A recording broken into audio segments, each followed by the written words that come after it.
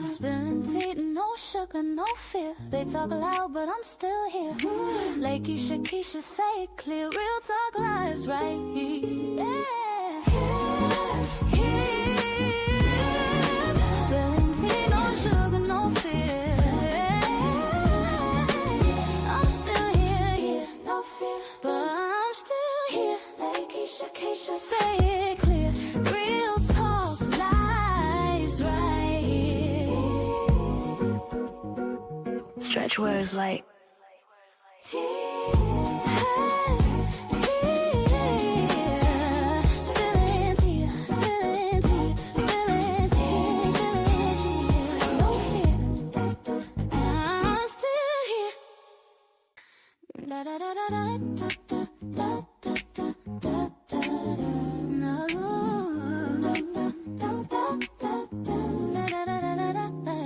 spilling tea, no sugar, no fear. They talk loud, but I'm still here. Lakeysha Keysha, say it clear. Real talk lives right here. Spilling tea, no sugar, no fear. I'm still here, no fear, but I'm still here. Lakeysha Keysha, say it clear. Real talk lives right here. Stretch words like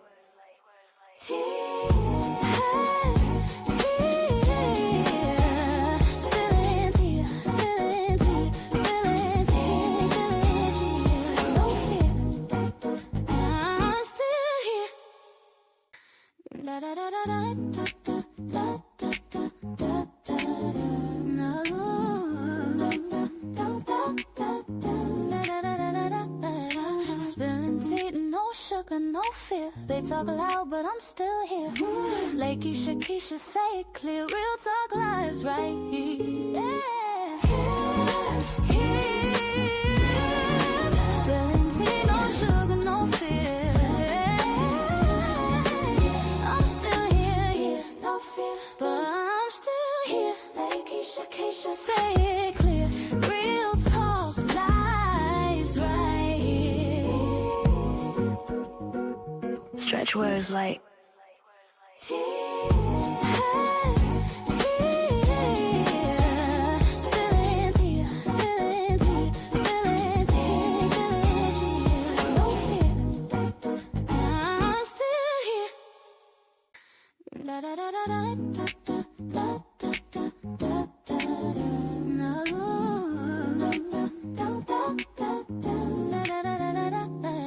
spilling tea, no sugar, no fear. They talk loud, but I'm still here.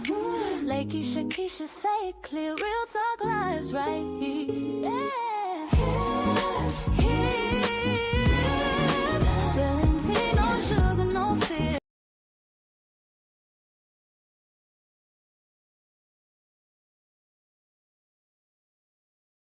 And I'm on mute, y'all, talking all type of stuff. Y'all, we ready to get this party started because we are team no stop. Yes, yes, yes. We got the pedal to the metal. Free Carmelo. First of all, y'all know that, Carmelo Anthony is in jail. They gave him a 35-year sentence for a crime that we don't even believe that he committed.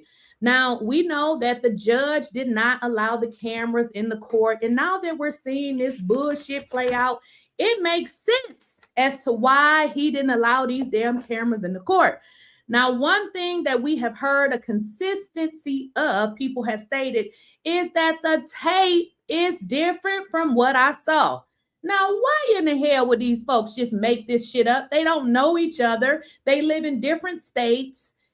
They just don't know each other. So we ain't no damn fool. One thing about Black folks, we ain't nobody's fool, okay? So you can play those games with your mammy, okay? Play it with your mammy. We team no stop. We got our feet on the fucking gas, okay? Y'all ain't stopping us. We ain't stopping. Ain't nobody killed that boy but his brother, allegedly. Allegedly. We don't know. We don't know. It's been so many different stories. So I have a person who saw the video, and we just gonna listen to what they said, because it's very interesting that everybody is saying that Carmelo was jumped. He was jumped. It makes sense. It makes sense. But before we get into it, let me give a shout out to the people that sent the super chats. Let me give a shout out to you. Thank you for your super chat. Is it 𝐻𝐿𝐫𝐞 2025? Thank you. And then thank you for your membership. PJ, just keeping it real. 2600. I got on glasses and still can't see. Okay. Thank you for your super chat, Asia Harrison. So we're going to get into this. We are not giving up on Carmelo. We don't give a damn about you trolls in the chat and about you racists. We don't care. And y'all need to really stop with all of your racist rhetoric. We Black people, we don't give a damn about you or what you say. We just laugh at you. So just save all of your shit. You know, if I see you in the chat, I'm going to block you. Just keep it. Just keep it. It don't hurt us. We laughed at Jeff Metcalf making a complete idiot out of himself. You cannot hurt us. We don't give a damn about y'all. So just don't waste your time, because we're just going to laugh at you. But I want to get into this because our guest is going to be coming on. He hasn't joined yet, but I just texted him. He's going to join soon. But before we get started, did y'all see this one right here? This lady right here that she done said now the white lady done came out. I just wanted to make sure you got justice. This was ridiculous. Yes. He was wrong in what he did in bringing a knife, but he never killed that child. He failed. Yes. So, correction. He didn't bring a knife, and I think we've heard that so much that everybody is saying it wasn't a knife. If I was the attorney, I would say well, I'm not an attorney, but if I was, if you say knife, we need to dismiss the case. Don't say knife. It wasn't a knife. But this lady is saying that I guess she heard that his ass fell on it. I mean, it's been so many different things that's been said. We don't know what happened to his ass. But what we do know is allegedly they were some bullies. And unfortunately, when you bully people, you know, you get your ass whooped. You know, I remember I must have been in elementary school, and I was this real little bitty girl in school by myself. I didn't have any brothers or sisters because I was the oldest I was the oldest one in the family. And, you know, they used to try to hit me when I was young. And I used to come home and tell my mother, and, you know, my mama was crazy, right? And she was like, I tell you what, if you come back tomorrow and you don't whoop their ass, I'm going to whoop yours. So one thing I did know is that, damn, I wasn't used to fighting, but I was going to learn how tomorrow. I had done whooped the girl ass and then take all her weave off. Child, listen, she had underestimated me. I had underestimated myself because I wasn't used to that. But when my mother said what she was going to do to me, I learned that day. So you cannot bully people. Keep your hands off folks. Just keep your hands off people. That's all you got to do. Fell on him, and the knife he had the knife in his hand. Well, it wasn't a knife. What was it? It was a tool that they tighten up their track cleats with. Oh, is that what it was? Yeah, so he never bought a knife. Yeah. So that came out in the courtroom yesterday. That it never was a knife. You don't want to sit down? Richard, can I have my wallet? Yes. Let me just Yeah, because I don't want you to fall. Well, I'm not going to fall. I'm standing. I'm not going to fall. I'm not moving. I've got my legs long. She say my legs still. Say my legs My legs are, well, they don't. But if I can. Right. You would still be alive if you had just minded your damn business. Keep your hands to yourself. See, let's just tell it what it is. Again, I really hate that this happened to this man, this boy. But listen, teach your children to be nice. Don't teach your kids to think that they're better than people. Like, What are you learning? Well, we know what he learning. We know exactly what he was learning. Let me show y'all what he was learning. You know, I know I ain't never met him, but you know what I did meet? I happened to be scrolling like some of you. You know how we be on this internet and we just be scrolling. And I came across this. Wait a minute. I came across this right here. It's not easy. God doesn't say that. God says there's going to be trials and tribulations. God says there's going to be people out there who will deceive you. People out there, I mean, if we want to go back Old Testament, eye for an eye, Sodom and Gomorrah, turn to stone, man lays with a man, you die. I mean, this is all your personal choices. It's none of my business. I stay in my lane. Just don't come in my lane with your. I respect everyone until they disrespect me. I've been disrespected by so many people, so many times while I've had to sit here and take it. I'm going to tell you right now, Charleston White, you think you're funny? We'll see who's laughing. Drew Anthony, you're a and a coward, and you raised one. I don't know. Maybe he done grieving, but he don't look like no grieving father to me. Look like he crazy. He look like he an alcoholic. Now, I'm just saying, I don't know if the man is an alcoholic. Let me say allegedly, but he look like he an alcoholic. Kayla, you drunk. And calling a lady a drunk bee, he put his hands on women too, don't he? What'd you do to that boy to make him stab somebody? My God, what kind of mother are you? What kind of father are you that thought that them little fuckers could put their hands on somebody? Okay, ask yourself, sir. Hey, Kevin Hayes, you fucking liar. Day after it happened, how many lies did you sit and type up on your keyboard, you big keyboard warrior? You a big tough man. You still live in Baton Rouge?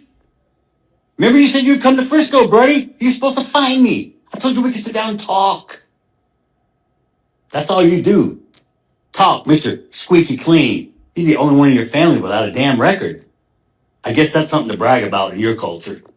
Now, listen, and I'm gonna say allegedly, but didn't they say this man was a great, you know, y'all know what I mean, greatest?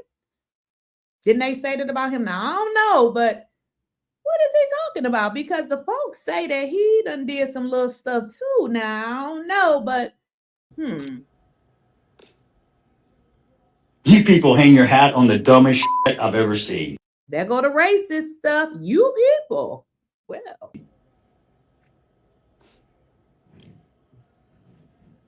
Let me make one up. Y'all can let me make something racist up so y'all can go viral. I got a new name for Mello, okay? Because he was such this little boy I was trying to portray. How about Watermelon Felon? How's that one strike yet? There we go. I hope he enjoyed his first night in this Watermelon Felon. We know what you taught your son. cell last night.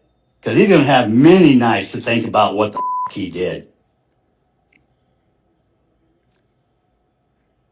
I forgave him, so I don't carry the hate and the anger. So maybe you need to try it again, sir. This is not giving forgiving. It's giving deranged lunatic. I don't get ate up like cancer and kills you from the inside. It's like me drinking poison and hoping it kills you. Doesn't work that way. You've got to let that stuff go or it will kill you. It will eat you up inside. So when people ask me, how can you forgive him? If I didn't, I would have wound up killing him and going to prison myself. That's how stupid people, when you get irrational, because you can't make a good decision if you're emotional. Emotion and intellect do not mix. If you're emotional, you can't come up with a logical solution. So this is the father. It's not. This is the father that is telling other people how they need to act as it, you know, relates to being a parent, but yet he's on here acting like a racist, acting like a racist. I'm here with some hardcore receipts on the Austin Metcalf Carmelo Anthony trial aftermath. Jeff Metcalf got on TikTok Live and showed you his completely racist side. For him to sit there and say this wasn't about race, and this video I'm about to show you gives you an idea into how these twins were raised and how we ended up here and how they were most likely talking to Carmelo. Look at what Jeff Metcalf had to say about slavery. Even though they did wrong, you're going to support someone who does something against the law. You're encouraging and saying it's okay because he's a certain color.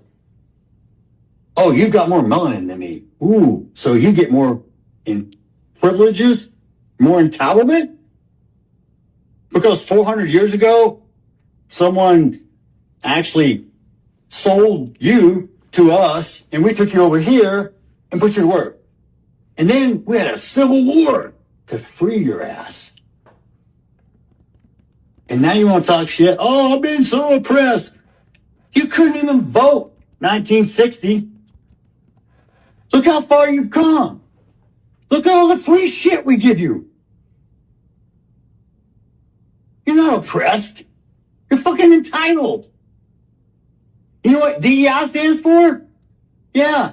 It means I don't have to be fucking qualified. I just have to be a certain color or a race or gender.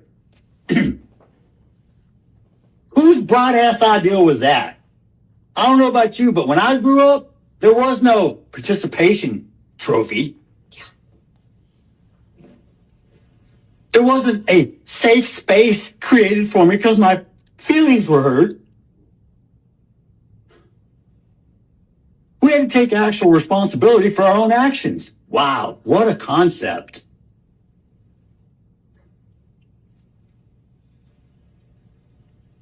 If you want society to change, if you want a better place for your kids, then get involved in your kids' life, in your community, in your church, but don't sit on your couch and bitch when it doesn't go your way.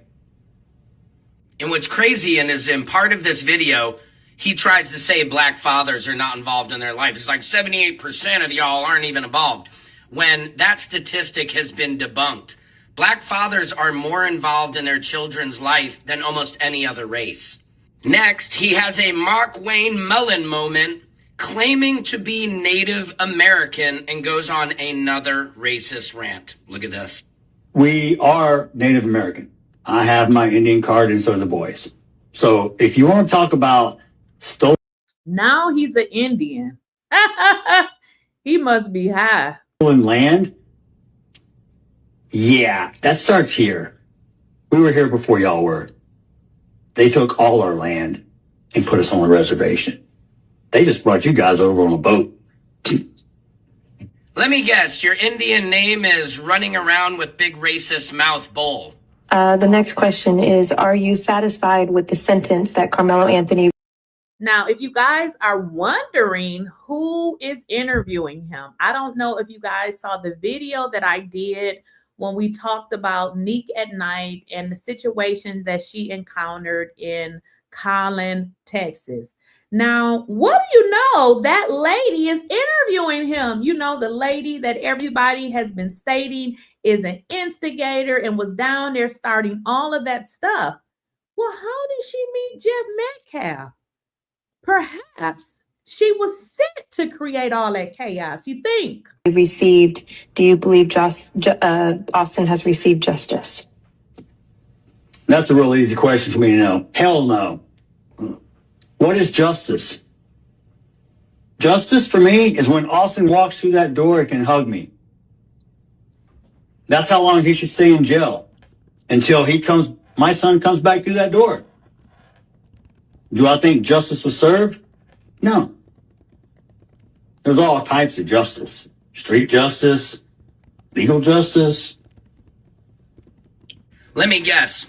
Real street justice means strange fruiting someone like you good old boys used to do in the old days and have picnics and make postcards. I'm sorry for anybody who was triggered by this video, but I thought it was important to debunk Jeff Metcalf saying he's not racist. And now you get an idea for how these twins most likely acted towards Carmelo Anthony, acting like they were superior to him. And I do believe he acted in self-defense, and we need to bring justice to Carmelo Anthony. Shout out to Secret Service Sam. Now, I just received something else, y'all, and this wasn't part. Now, we're waiting for the guest. He's coming. I told the man the wrong time by mistake. I told him 3. Well, you know, he in a different time zone, but he'll be joining soon. So we straight. But I want to show y'all something else that somebody just sent me. Now, remember, okay, they kept saying that, you know, there was no fight. Remember, this is what they, you know, they keep saying that, you know, Carmelo is somehow crazy, which we know he ain't, because we just know that. But if you guys, I don't know if, let me see if I can make this bigger. I don't think I can make it bigger. This is from my email. Somebody just sent me this, but can y'all see it? If not, I'm going to read it. Pay attention to the second paragraph. Well, let me just read the whole thing. It says, Frisco track meet stabbing. On Wednesday morning, 17-year-old Austin Metcalf, a junior at Memorial High School in Frisco, was killed at, and they give the stadium, the Kirkendall Stadium. Police confirm. Police said a student from Centennial High School in Frisco, 17-year-old Carmelo Anthony, stabbed Metcalf in the chest after a fight. But wait a minute. I thought they said that there was nothing going on, that, you know, for some reason, you know, they want us to believe that Carmelo just went and lost his mind, honey. You know, we know that that really didn't happen. But in this second one that they sent me, it says, what they're saying, Hunter Metcalf described his twin brother Austin's final moment as he died in his arms. Remember, that was a lie as well. The number one issue with this particular story, guys, is I don't understand why the story keeps changing. You went from he died in your arms to you wasn't there. It's just too many different recollections of what happened, okay? It's just too many. This was a traumatizing event, but the brother who was there don't seem to know what happened. That doesn't make any sense. It says Hunter Metcalf described his twin brother Austin's final moments as he died in his arms. He said, I put my hand on there. I grabbed his hand and looked in his eyes. I just saw his soul leave, and it took mine too. Hunter Metcalf told Fox News. Austin's family believes the fight started in the stands over a seating issue. They started over a seating issue. So Carmelo was a lunatic. He just jumped out of nowhere and just started and just went crazy. And what was the other story that we heard? I mean, it's been so many. But one thing about, a lot of these things, especially when you do interviews, is you can tell your lie. But when you get on TV and you tell these lies, we still have the video of you telling that lie. Now, I am really, unfortunately, somebody had to lose their life, but, you have the wrong person in custody, because I don't believe that they're telling the whole story. Now, I want y'all to pay attention. I want to make this bigger because I want y'all to be able to see the full picture, and I want you guys to hear what he's saying. Listen to what he's saying, okay? Because in this particular interview, which was between, I think it was 24 hours later, this kid could not remember what happened 24 hours later, okay? He couldn't remember it. In this particular interview, he talks about being there.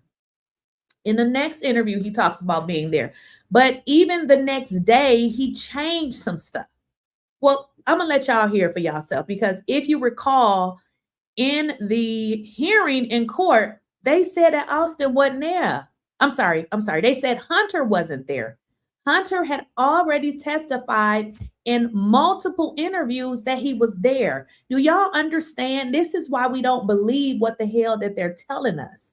This is why they put an innocent kid in jail to cover up what these kids did. For one, I was told, I didn't look it up, but y'all can look it up. Y'all be looking shit up too.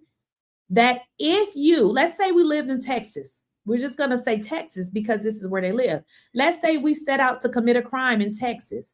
As we go to commit our crime, somebody loses their life. I was told that all of those people are liable. Why these kids wasn't charged? But let's listen to what Hunter had to say, his lies. His name now. This kid is sitting under our tent at track. We asked him to move. He started getting aggressive and talking reckless. And my brother stepped in and said, "You need to move." He's like, "Make me move." Also grabbed his backpack. The kid, I tried to whip around as fast as I could, but I didn't see the stab. But then I look at my brother, and then I'm not going to talk about the rest. So just that's. This boy is lying his ass off. Listen, I'm telling you, he's lying. Let me tell you something. I grew up with my cousin, and she was like my sister. There would be no way that she was going to stab my cousin, okay, and not have to fight me. What happened looks like they both started it. But let's listen to what he says, because I believe in this particular interview, he's actually going to say, well, he's going to implicate himself. Let's listen to it. This is what I saw. I tried to help him, but a tent at track, we asked him to move. He started getting. You hear what he said? He said at track, we asked him to move. But during testimony, they said Hunter was not there. But again, when you do interviews, you should go back maybe and watch the interviews that you did, because who the hell is we? We asked him to move. Him and his brother approached this kid. Aggressive and talking reckless. And my brother stepped in and said, "You need to move." He's like, "Make me move." Also grabbed his backpack. The kid. Didn't he say Austin grabbed his backpack? I missed that one. Austin grabbed his backpack. In the video that I did yesterday, I said, who had the knife? Who had the knife first? Because listen, if you pull something on me and I get it, you done, okay? Who had the knife first? They keep saying, why would Carmelo have a knife? Well, it wasn't a knife, it was a tool. But they're also saying that particular tool, and actually, guys, I'm a little bit familiar with that because I believe I had one of those before. That particular is like a multi-tool. You can use it for multiple things. So why is Austin grabbing his book bag? Is that the time to grab your book bag and you kind of getting into a confrontation with somebody? Did Austin grab the book bag to go in there to get that thing? Because why is Austin grabbing his book bag? Did he have it? Because if y'all recall, they said Carmelo was cut, like I think they said his finger or something was wrong with his hand. Something happened to his hand. So who had it first? I tried to whip around as fast as I could, but I didn't see the stab. But then I look at my brother, and then I'm not going to talk about the rest. So. Then he acts like he doesn't know. You don't. Just that's just what I saw. I tried to help him, but it was just senseless. It was really senseless. Really. He's lying. This dude is lying. This is why he didn't take the stand. Your brother dies and you don't take the stand. You don't owe him that. He did not take the stand in his own brother's, at his own brother's hearing. I mean, trial. Why? I'll tell you why. If I knew that I had did something that I wasn't supposed to do, and perhaps was responsible or partially responsible for someone not being here, why am I going to take the stand? That wouldn't make any sense. I don't know why a person would do that to someone just over that little argument. It's just crazy in this world nowadays how people just up and do that. Like, a man has a family, that man has people that care about them all the time, and he did everything for our family too. He was a strong man. He was a strong kid. Place, and me, my brother. Now listen to this one. I want y'all to listen to this. This is a second interview that he did. Listen to what he says in this second interview. A couple of kids were walking back from the field house of the middle school because we attended that middle school when we went to middle school, and we were saying. Now he gets into a couple of. I'm just gonna let it play, y'all, because this guy is lying. I mean, it's clearly that he is lying. Okay. Hello to old coaches and catching up with them. And then we're walking back to our stand. We put our tent up so all the bleachers were right there. We're not wet from all the rain. We come back, we sit down, and this kid said something behind me. I've never met this kid in my entire life. I never knew who he was. Said something just inappropriate and So this is the thing. If Carmelo was the kind of troublemaking ass kid, like he's trying to portray that he is, where's the record? Where is the long record of having trouble with people because he done been in trouble? He goes, to people and, he's in back of people just keeping up stuff for no reason. Where is the proof? Because, the people are saying that y'all are bullies, okay? But all of a sudden, he came over to our tent and he was behind us and he was causing trouble and he was saying, this is a lie. It doesn't make sense. It doesn't even go together. I believe everything we know of Carmelo, and we don't even know him, that he is unproblematic. The boy says yes, sir, and yes, ma'am. It ain't too many damn kids in the world that say that. This boy is lying through his teeth. And I'm going to tell y'all this. One of the huge problems with this particular case is they know that Carmelo didn't do anything, but they want to exact their revenge on a black boy. That's what it's all about.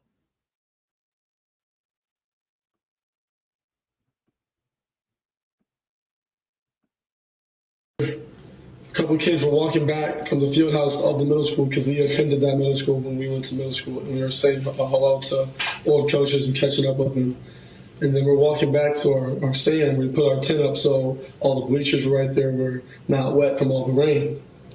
We come back, we sit down, and this kid said something behind me. I've never met this kid in my entire life. I never knew who he was. Said something just inappropriate and uncalled for. And I turned around and asked him who he was. He started getting really aggressive.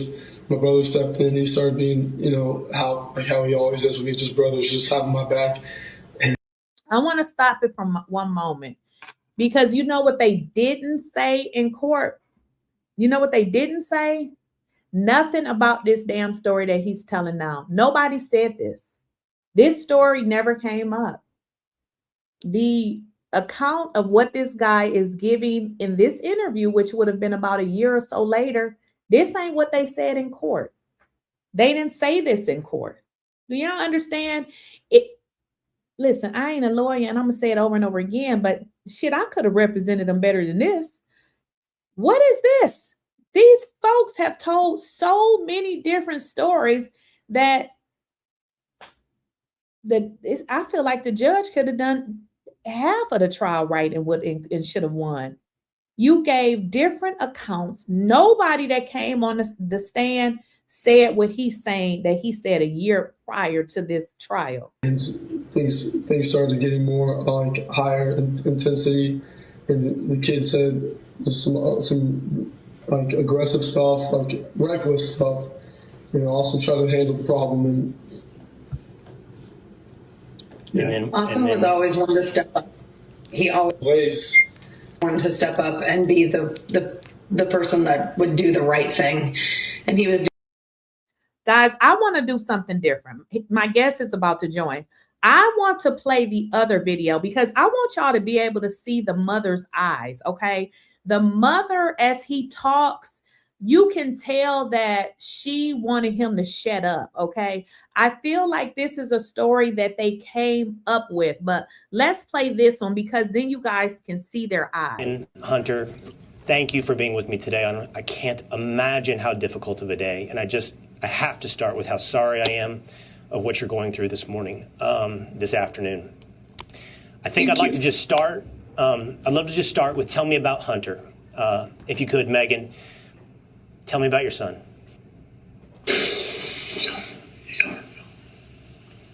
I think I can speak for her for a little bit, see if she just calms down just a little bit. But as for me, I know I'm a little more, spontaneous. I like to do stuff all around and just get out of line sometimes. And, Austin's always was there to check on me and keep me straight so I wouldn't get in trouble and do anything like that.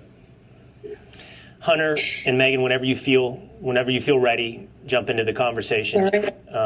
If you never feel ready, that's completely understandable to me. Somebody put a good comment in there. That was something I left out. Watch how Hunter is looking over here. It would be like my camera is right here. I'm gonna cover it up. Like, okay, the camera is right there. If I were to look like this, y'all would probably think that I'm looking at you, but he's doing this. Pay attention. It almost seems as if somebody's holding up something to tell him, or they're telling him what to say. Now that you look back at this interview, it looks very inauthentic. And everybody else watching. Hunter, thanks so much for being able to do this today. Just a little more about your brother, Austin. From what I understand, I think he has it in his social media bio, 3.96 GPA student, certainly definitely into football. And it looked, when I was looking into him last night, he was very interested in being recruited to play football in college. Yes, sir. He was very highly recruited, just like coming out of his junior year. He's had a really great year, and everyone on the team, coaches, everyone knew around the area just knew that he was about to do big things in football. But besides his GPA, man, that dude was extremely smart, always in the books. He just came to him real easy, and just him playing with football as well just made him just a great person overall. Megan, we'll try this again, both of us, and we'll see how far we get. When I read your story last night, obviously this is not about me. I have a 17-year-old son. I live 20 miles south of you. My son's in Frisco every night playing soccer, and we have a lot of friends who knew Austin. So the circles got tight, and this hit really close to home. And I'm just so sorry for you. Can you explain us at all today how you feel? It's just got to be so. The word I keep coming back to, Megan, is incomprehensible. How could this happen at a track meet? It is. She just took my son. Is just look at the brother. Like, this don't look right. You see what I'm saying? I don't understand because I've never went through this, so I can't say I understand. But it looks like I don't know what happened to their brother, but I feel like either they're not telling, well, we know they're not telling the whole story, but I don't feel like Carmelo even had that multi-tool or whatever it is. I don't feel like he had it. People are saying that they act, I know because people have shared pictures that these boys like to go fishing and they did a whole bunch of different things. People were even saying that it was one of theirs and that he picked it up. But just look at they look like people that's hiding something. Gone, and I don't really have words. I've tried to figure out what I was going to say, but. So what is he doing? It's like, is he fidgeting? Is he looking down? He's just not there. So what? Yeah, I don't buy it. He's just going to be so missed by mostly our family, but this whole community has really wrapped their arms around us. And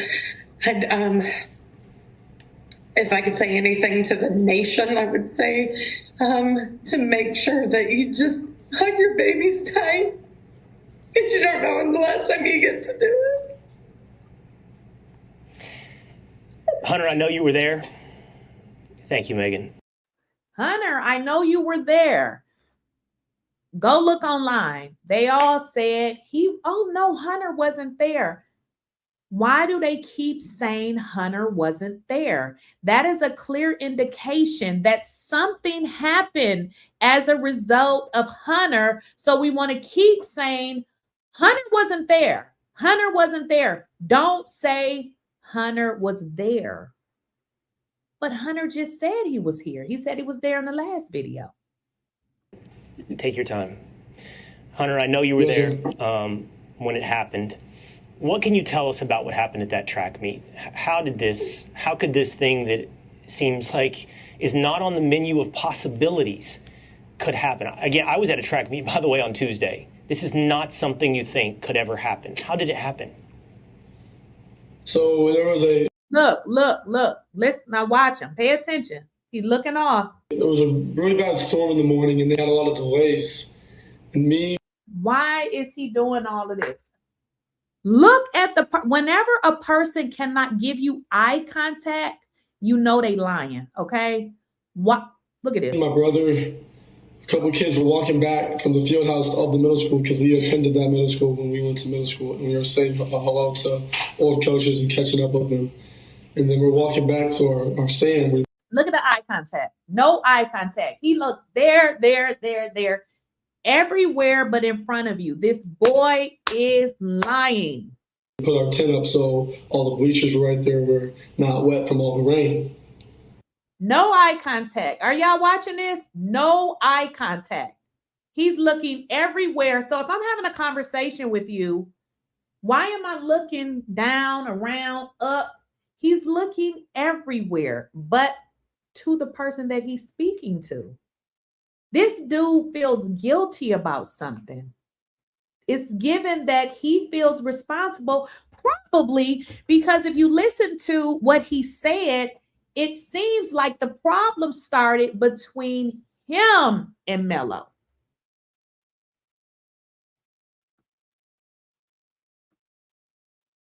A couple of kids were walking back from the field house of the middle school because we attended that middle school when we went to middle school, and we were saying hello to old coaches and catching up with them. And then we're walking back to our stand. We put our tent up so all the bleachers were right there were not wet from all the rain. Look at the mother, y'all. Y'all, these people full of shit. These people are full of shit. What is this? She just put on this. I'm not saying that she don't miss her son, but ma'am, you crying with no tears. I don't know how you do that. Now she's almost looking at him to make sure he says the right thing, because what's going on? He can't look into the camera. She looking at him. Man, if y'all don't get up out of here with this bullshit, y'all let somebody go to jail for 35 years for something that you know that they didn't do. We come back, we sit down, and this kid said something behind me. I've never met this kid in my entire life. I never knew who he was. Said something just inappropriate and uncalled for. And I turned around and asked him who he was. He started getting really aggressive. My brother stepped in. He started being, how. Let me quickly answer one of the delusionals in the chat. I would block your ass, but I just don't have time to look for your dumb comment. You know who should be in custody? Austin should be in. Well, I'm sorry, not Austin. That's the dead man. You know who should be in custody? Hunter. Hunter should be in custody, and all the thugs that try to jump on Karmelo. That's who needs to be in custody. You know who else needs to be in custody? The district attorney needs to be in custody, but instead of him being in custody, he's running around his office trying to F the people that work with him. And that ain't alleged. That's for real. Yeah, the paperwork is out there. So he needs to be in custody. You know who else needs to be in custody? The judge needs to be in custody, because they all, let me not forget, his attorney needs to be in custody, because they're all criminals and they set up to put this kid in jail simply because he was Black. And they didn't take accountability for what they did. Okay. That's who need to be in custody. Okay. Thank you very much. He always is with me, just brothers, just having my back. And things started getting more like higher intensity. And the kid said some like aggressive stuff, like reckless stuff, and also try to handle the problem. And yeah. Austin was always one to step up. He always was one to step up and be the person that would do the right thing. And he was doing the right thing by He always was the person to step up and do the right thing. Well, he didn't do the right thing this time. He didn't do the right thing. Stop bullying people. Stop thinking that you can look at somebody as a peon and that you can whoop their tail because you feel like you bigger than them. Y'all better leave people alone. Leave people alone. You're going to be pushing up daisies. Okay? Tell your kids to leave people alone. Stop teaching your kids racism. What y'all fail to realize is we ain't our ancestors. Okay? We ain't them folks. Okay? You're going to mess around and you're going to be in a cemetery is what's going to happen. saying to this gentleman that you're not supposed to be in this tent. This is like because they have personal items there. A lot of stuff gets stolen, just like that, just precautions and stuff. And our coaches always told us don't let, other schools, like mess with our stuff, just sit around our tent area. And we set that up for the girls' track every meet we had. So it's just like, he knew he wasn't supposed to be there. And he was it's just a tragedy. Now, do you hear him say he knew he wasn't supposed to be there? First of all, he said he didn't even know who this kid was. So if you don't know who he is, how the hell do you know that he ain't supposed to be there? That is the setup right there. This is stuff that they rehearsed, and this is what they were told to say. Because if I don't know somebody from Adam, I'm never going to say he knew or she knew. I don't know these people. So the fact that he's using that verbiage, an attorney should say, you said that he knew he wasn't supposed to be there. Why did you say that? Let him answer it. How could you say what he knew and you never met him before, right? You said that you don't know him, right? So if you don't know someone, how can you speak like that? That makes no sense. He knew he wasn't supposed to be there. About what happened at that track meet. How could this thing that seems like is not on the menu of possibilities could happen? Again, I was at a track meet, by the way, on Tuesday. This is not something you think could ever happen. How did it happen? So there was a really bad storm in the morning, and they had a lot of delays. And me, my brother, a couple of kids were walking back from the field house of the middle school because we attended that middle school when we went to middle school, and we were saying hello to old coaches and catching up with them. And then we're walking back to our stand where we put our tent up so all the bleachers were right there, were not wet from all the rain. We come back, we sit down, and this kid said something behind me. I've never met this kid in my entire life. I never met this kid in my entire life. Let me tell y'all something. And somebody just put it in the chat. They knew about Melo, the best athlete. They were jealous bullies. Ding, ding, ding.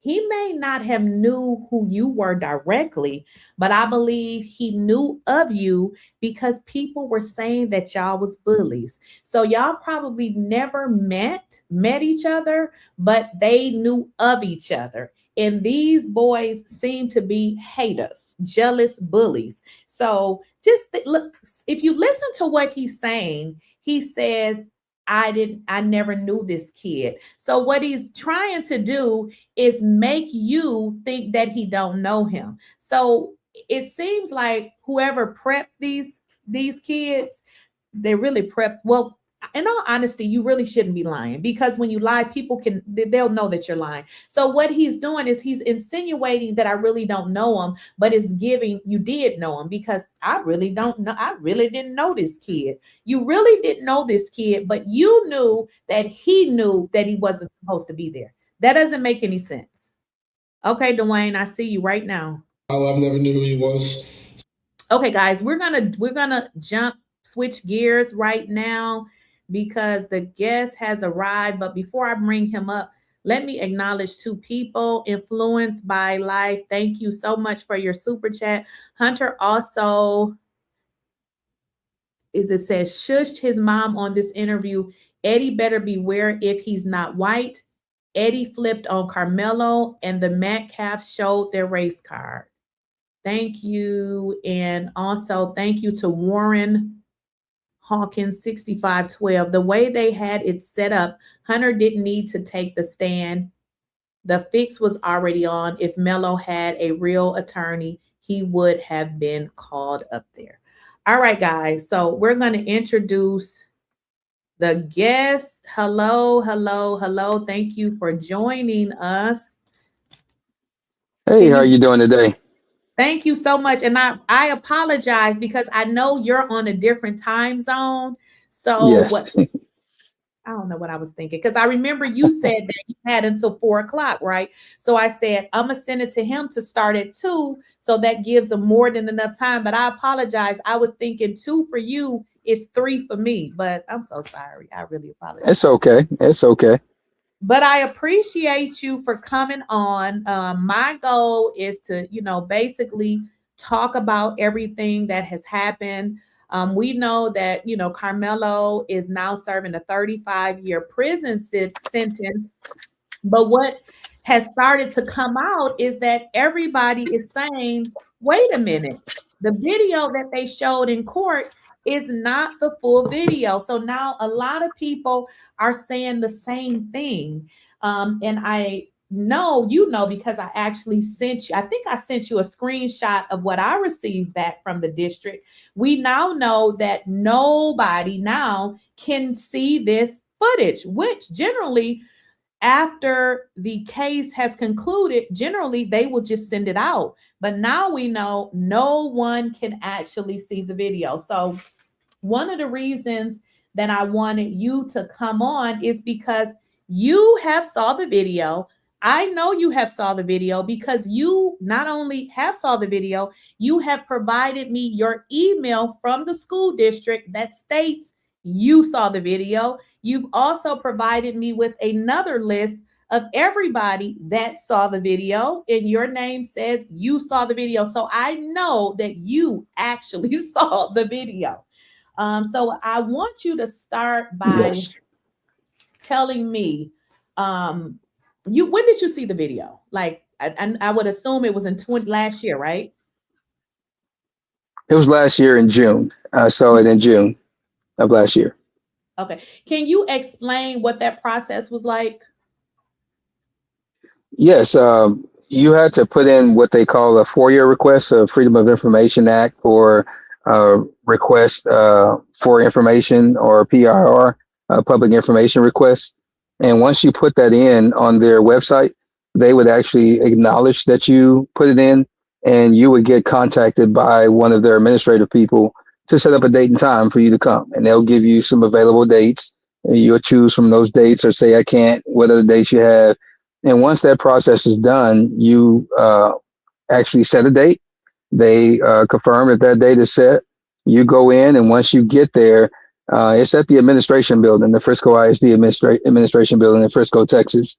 And once you get there, you have to, they have a little camera system outside, so you have to kind of acknowledge that you're there. They let you in the building, you give them your driver's license, and they scan it into the system. And once they scan it into the system, they create you an ID badge with your driver's license picture on it, and it says your name and has that you're a visitor. Once that's the case, then what they'll do is they'll have somebody come get you, and they have to take you up to the floor where they have the viewing at. And so it's in a conference room.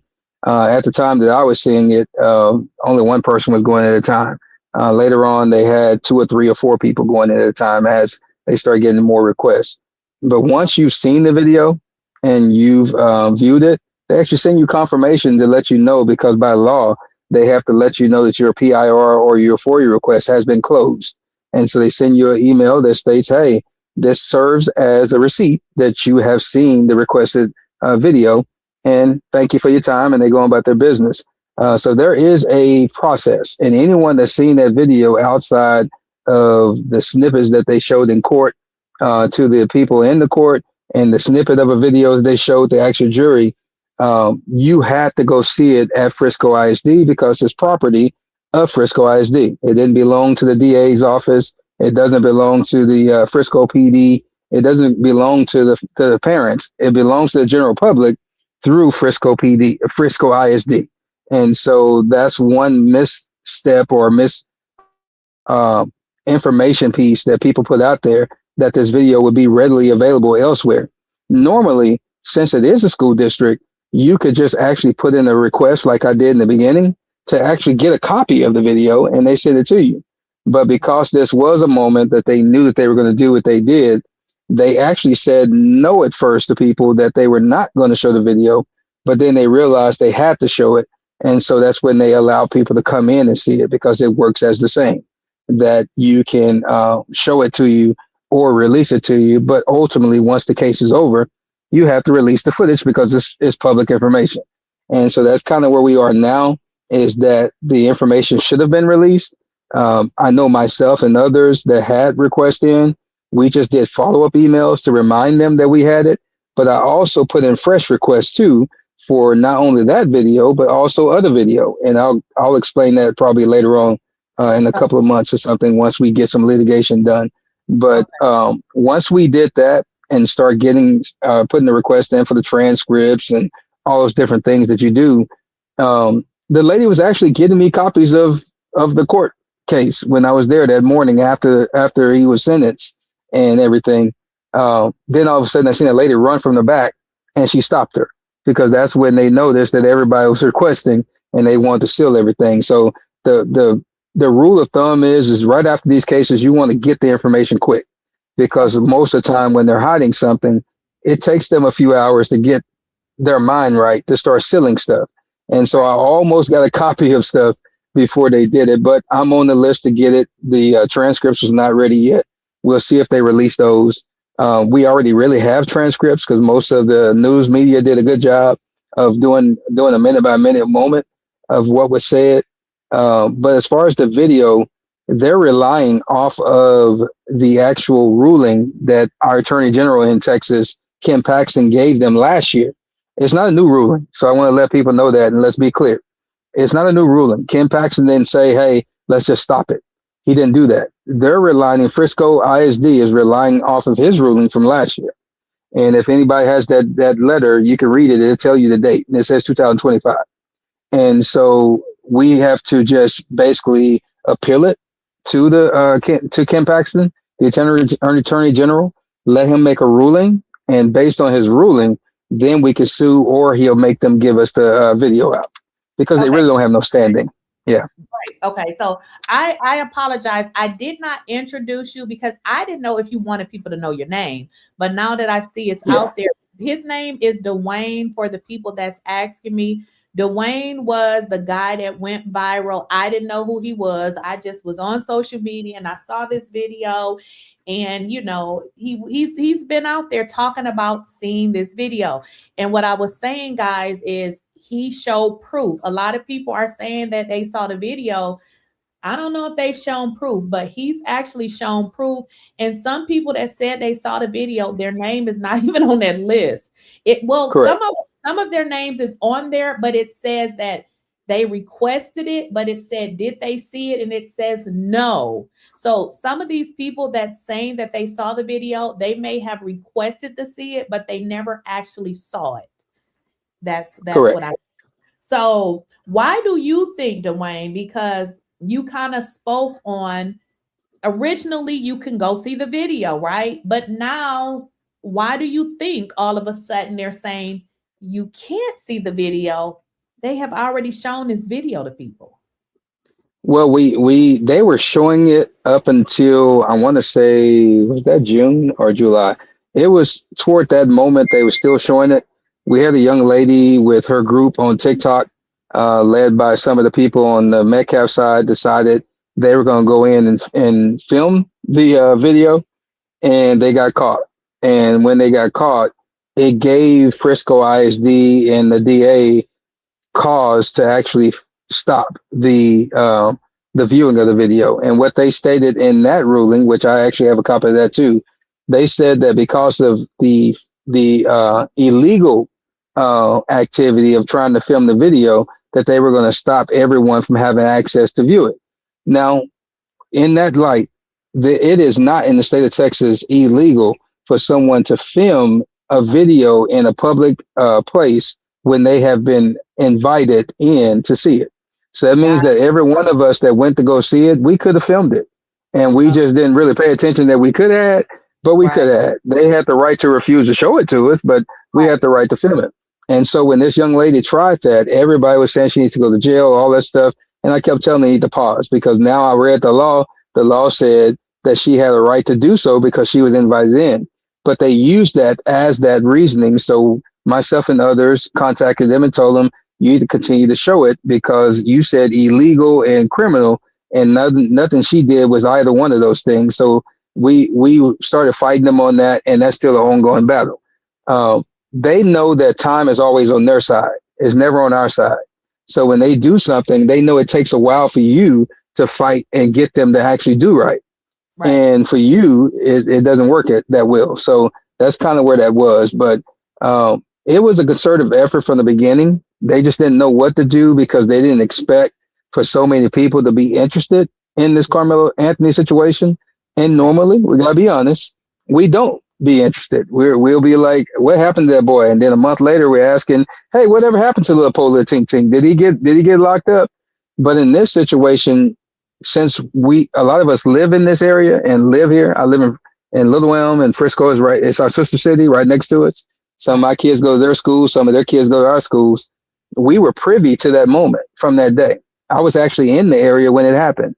And so we were getting real-time information from the schools, from parents, from all of that. So it made us interested, even though a lot of people in this community wasn't paying attention until he went to trial. But there was a few of us that got interested. We dug in, started figuring out what was what. When I saw the video, we've been advocating for him through the death threats, through displacement. I just moved into another house from being displaced in November, right after Thanksgiving, because of death threats and people coming in my house. And so it's been a journey, getting doxxed and all kind of stuff. But to me, the righteousness of our people is more important to me than my safety or peace of mind in my bed. So that's kind of why I've spoke up to this moment.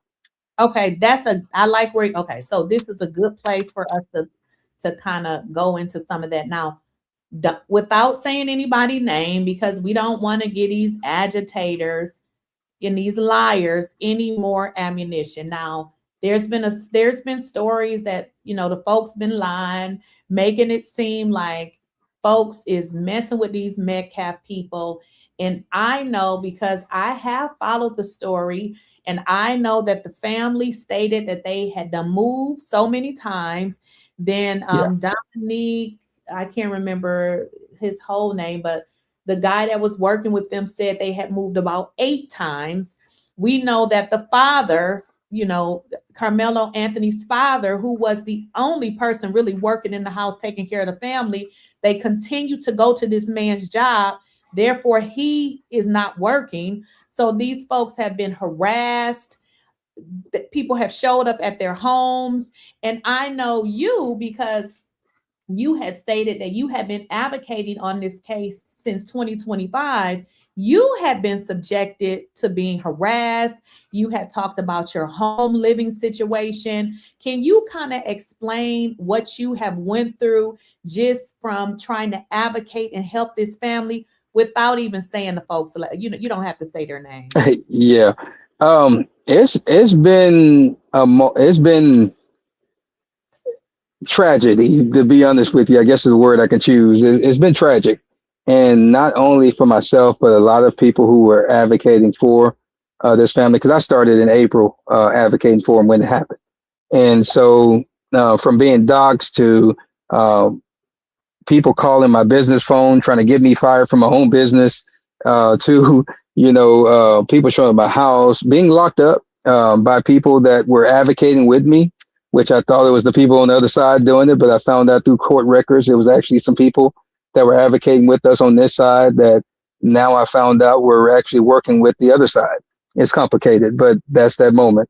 I will speak to this. I will say this, because I did see a lot of information and people talking about Dominique Alexander, who was and still is the spokesman for the family. And I will say this about Dominique. That man has been solid from the beginning, and he's been the same now till yesterday, because I haven't seen anything about him today.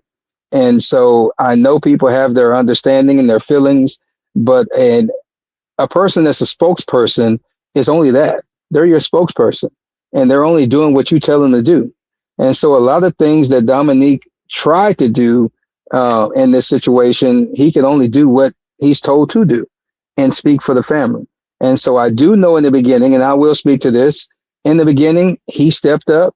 He started speaking for the family. He brought who he trusted. I'll put it that way. And that was Miss Cole and Mr. Clark that was on this case right after the court-appointed attorney recused himself because he had a conflict of interest, which that was the Metcalfs and other people involved with them. And so since he had that conflict of interest, Dominique brought the people that he knew, that he trusted. They were there for a little bit, start working on the case. Those were other people advised the family they need to go with Mike Howard. And they interviewed him. They did all those things. They chose him. So at that point, of course, Dominique is the spokesperson. He has to go with what the family chose. Now, in that moment, was it the right choice, wrong choice? People can debate that all they want to. I've said since September of last year that they need to fire him. And I said since September last year that if they didn't fire him, this baby did not need to go to trial, because we went to trial. These people had it set up for him to get 30 years. I said that from September all the way till February. And so don't mean to cut you off, but of course we still not going to reveal names. You have people there that's telling you stuff, right? Is that correct? So you have people there. So when he says he knows this, it is because he has inside sources, guys. I just want to lay that foundation, because we'll get deeper into it, because you know, you have people that and how interesting is it that you said that he was going to get 30 years and he got, was it 35 years? Is that what he got? Correct. I just needed to back up. Yeah, I'm on the phone call. You need me back up? I'm just asking these police have somebody pulled over, so I didn't want to be in their way. But yeah, so I do have people that I speak to and that I know. And so in those moments, hold on just a second. I'm just going to ask them right quick. Okay. Do y'all need me to back up out your way? I'm sorry? You need me to back up out your way? I just took him off of the speaker while he. That was some of Lil Elm's finest. They had somebody pulled over and like they're doing a warrant check. So I just wanted to make sure I was out the way. But yeah, so I do have people that I know that's on all sides that I had a privy to talk to. Even at the day that we were there out at the courthouse and he had been found guilty, I had people who came out of their houses that came to greet us and to come pull us to the side and say, hey, we never thought that he was going to be convicted, because they had no case. So we took money to do agitating stuff, to do this, to do that. And so these individuals are willing to go on record and say what they know and know what they say. And I guess I'll put it that way. So yes, I do have people that I've talked to throughout the year and some change. I have people that have come to me and have emailed me and have called me since then that have information on all the people that we only suspected was doing some stuff nefarious to this family. And I have to say this too. There is nothing that Andrew Anthony and Kayla Anthony have done to do nothing but support their son throughout this case. Let me say that, because at the end of the day, these people were put and subjected to something they were not used to. And so they have to trust people. And if people don't understand that, then they need to just get a life, because you do have to go through things sometimes that you don't understand. And they trusted a lot of people to give them advice. And it was just some bad moments going on. And so they'll parse through that and be able to talk about that on their own. Andrew Anthony told y'all that he wished he could have just got to a place to where he went rogue, to where he can just jump on out the way and go and talk to those people that they were telling not to talk to. I was one of those people that he was talking about. And so I'll speak to that. And so, but we do, and I do have information about a lot of things that's inside And so we do know a lot of those people that were nefarious to this family. And some are still speaking for the family right today. And we'll deal with that another time because it's not the platform to do it. But so yeah, go ahead, sis. So basically, what you're saying, or what I'm hearing, and correct me if I'm wrong, you're saying that there are people who were paid to do all kind of stuff because they did not think that he was going to actually get convicted. So they took the money, did what they were doing, but now that he has been convicted, they feel sorry. Is that what you're saying? That they participated? Yes, they felt sorry and confused. One young boy was crying so hard, and he actually brought the money that they gave him. He had it at home in his jar, and he brought it to give it to us because he felt so sorry. In his mind, he never thought that these people were ever going to be able to do anything to Carmelo other than let him go home, because he knew as a young person what really happened. And so he was like, hey, free summer money for me to be able to go and buy stuff and do stuff. But it's just a moment to where you get to a place to where you're trying to figure out this whole space. And I think that's why so many emotions were so high. They were very high. You had people crying. You had news media crying out there at the courthouse. They had to come. They had to compose themselves so they can go back on their live and on their news stations and actually give the report. And that's just how emotional it was, because there was no one out there, save myself and a couple others, that knew that that thought he could ever get convicted. But I knew that it was already a moment that they had planned, because again, I will say these names, and that's on me. This is not the host or the platform. You have Judge Roach, you have D.A. Willis, you have Jeff Metcalf, you have Sarah Fields. All these people are part of the MAGA Republican Party here in North Texas. They all hold some type of, yes, go ahead, ma'am. I just want to say this. Those names that you have stated, I've heard some stuff. So go ahead and finish. Yeah, it's a lot. And so, but they're all, and this is just one connection. They're all part of the Republican wing and connection here in North Texas. Some of them hold positions. Others are just fundraisers. Jeff Metcalf has been a fundraiser and a supporter for them for decades in his real estate ventures. Some of his real estate guys have actually helped get me in trouble during this venture, and I'll talk about that another time. But they're all part of that moment. And so since that's the case, they all had an express motivation to do what they did to Carmelo. Because if you really investigate this case, Hunter, EP, who is Eddie, the guy that testified, Chris, Ant, I'll just say his nickname, Ant, and a few others will be the ones in jail for the murder of Austin Metcalf, because that's how the law reads in Texas. And if you're during the commission of a felony and you call and one of the people, the perpetrators, are unalive, at that point in time, all of you become guilty of that greater crime, which is the unaliving or the murder. Yeah. I said that before you joined. I said, look, because I always tell them I'm not a lawyer, but I can read and look up stuff. I said, I believe that that's a law, that if you are committing a crime, a crime is, we're going to go whoop his tail. That's still a crime. You're not supposed to be doing that. But in the commission of that, if somebody loses their life, we're all going down. That's what I told them. Correct. That's what I told them.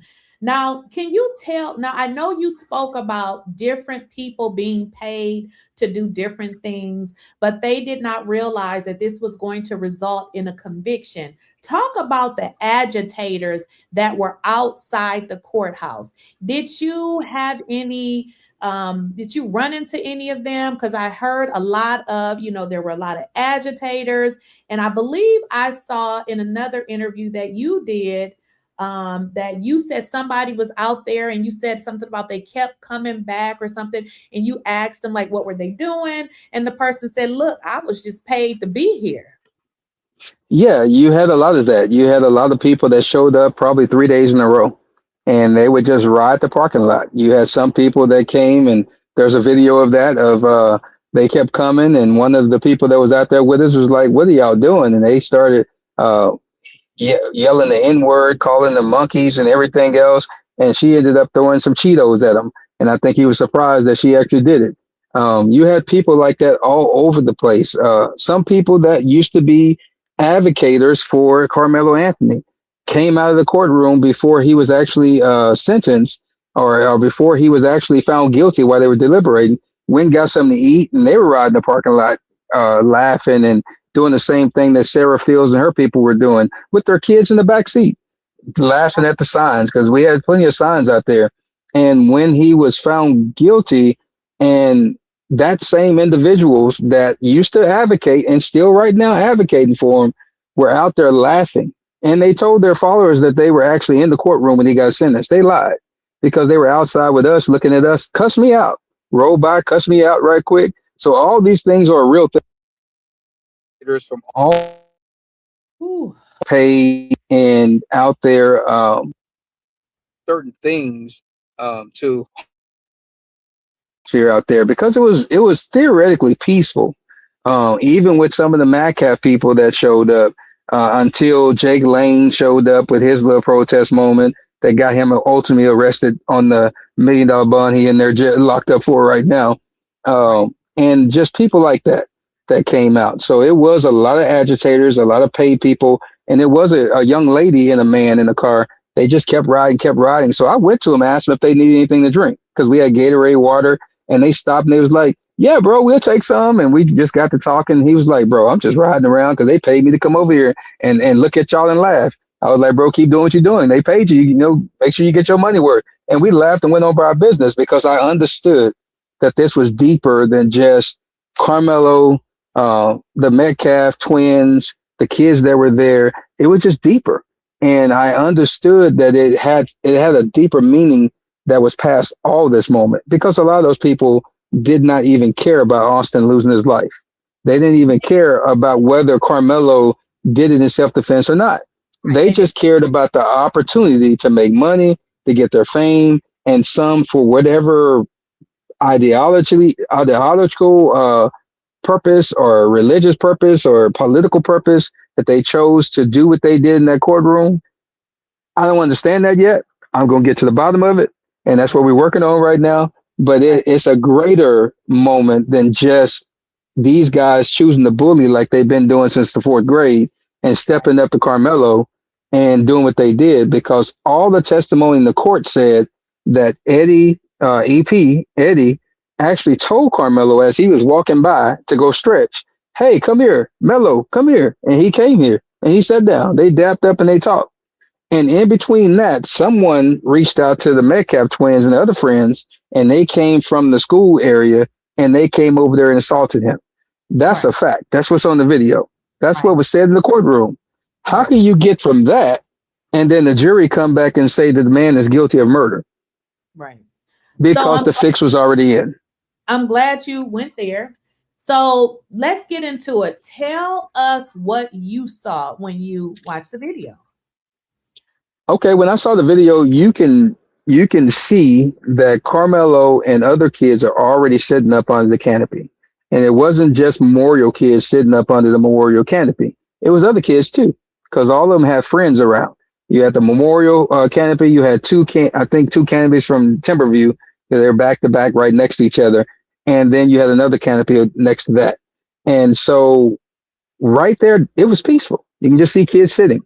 The administrator that's there showing you the video tells you, hey, look right here in the top right-hand corner, because that's where you're going to see the boys coming from. And she's speaking of the 4. And you can actually see those 4. One thing I want to say, Dwayne, because that's the part that everybody says this. When they say when you come in to watch the video, they tell you, look right here. So it's crazy that they can tell you where to look so that you can see what's getting ready to happen, but nobody saw what happened. That doesn't make any sense. Correct. Because she's telling you all kind of things. She's telling you it's a lot going on, because it's a lot going on. Kids are working out on the field. You can see some parents or grandparents sitting right up under the 40-yard line camera that's over on the home side. And the guy had his hand on his forehead like this the whole time, because he's looking directly at what's going on. You can see the raindrops coming down. And right when the twins, well, actually, it was right when they were coming up, one of the boys veered off to the right. It actually was 2 of them, but on the camera, you can see one that veers off to go to the coaches to distract them. And then you see the other boys coming along. One goes in front of them and bypasses the little girl in the yellow poncho. You hear people talk about that all the time, which is EP's sister. She was sitting down there at the bottom. Then you see the 4 guys that come up and walk up. And so these 4 boys never sit down. They never do anything but surround Karmelo. And you heard in the court that the attorney, the district attorney, was trying to get the witness to say, well, they weren't in in the U shape, they were in an L shape. You know, that's the type of contention they had, but they were actually surrounding him. So Karmelo is sitting down. Yeah, he was sitting down. And so when they came up to him, you could see the thinner boy, which is on the end, which was one of the little black boys.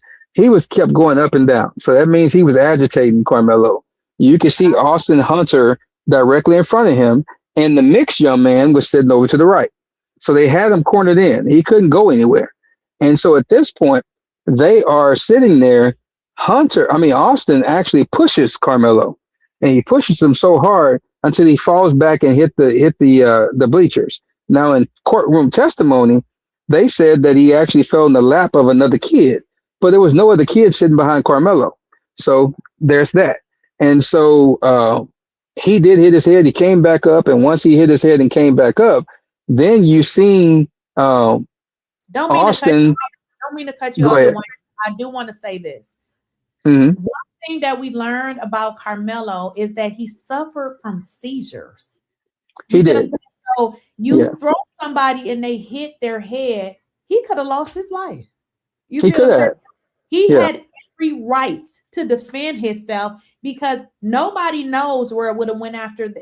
You know what I mean? After he hit his head, who knows what would have happened after that moment? Correct.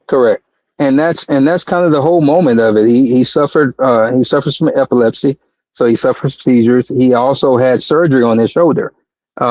He had injured it in football, and so he was recovering from that. They had just cleared him to go back to track and start running. So he had a lot of disadvantages. He was smaller than them. It was 2 big dudes there and 2 other dudes that played football, and then they had other guys that was around. It was a young man. I ain't gonna say his name, but he was filming the whole thing. That's the one that we see on Snapchat of the 2 minutes before. That everybody had the still pics of Karmelo sitting, and we could see him from behind. That's a whole video. That young man filmed the whole fight. So you're saying that there's somebody on TikTok? He's on. I said Snapchat. My bad. On Snapchat, not TikTok. Yeah, so Snapchat.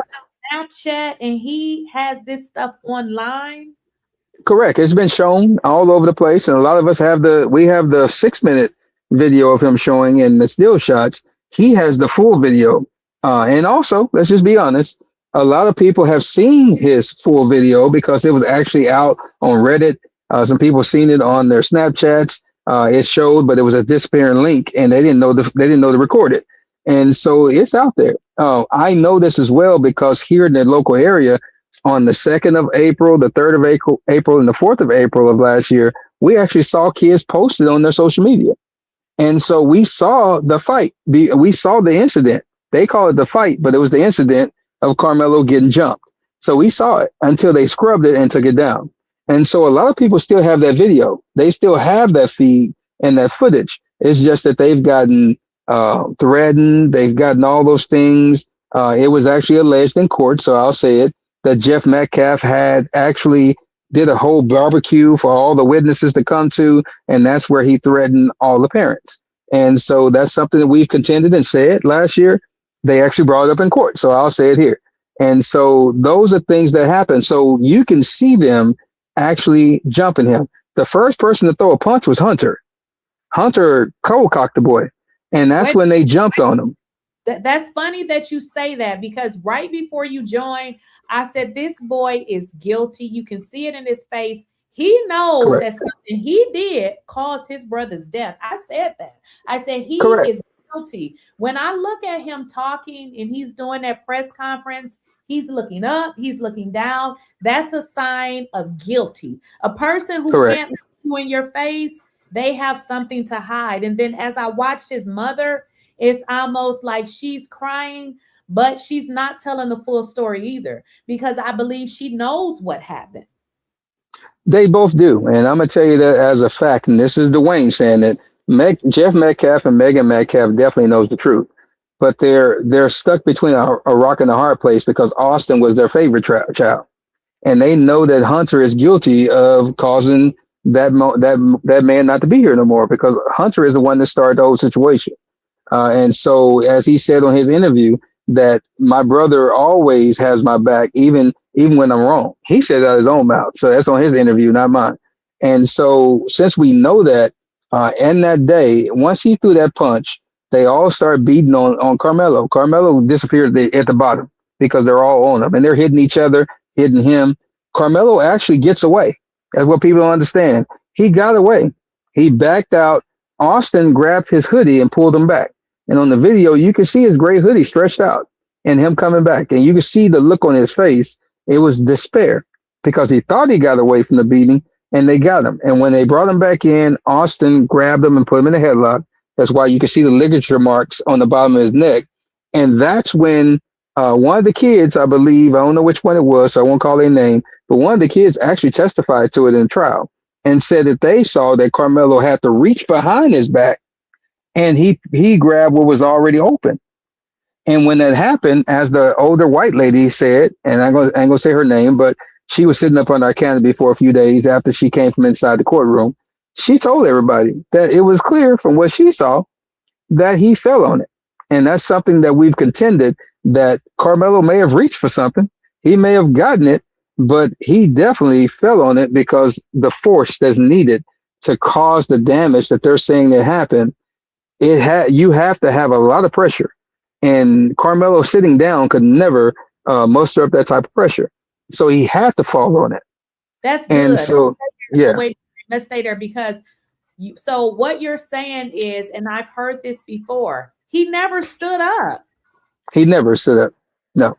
Even when he tried to get away, he was in a mood. When he got away the first time, he was kind of like if you know defensive backs in football, they're crouched down.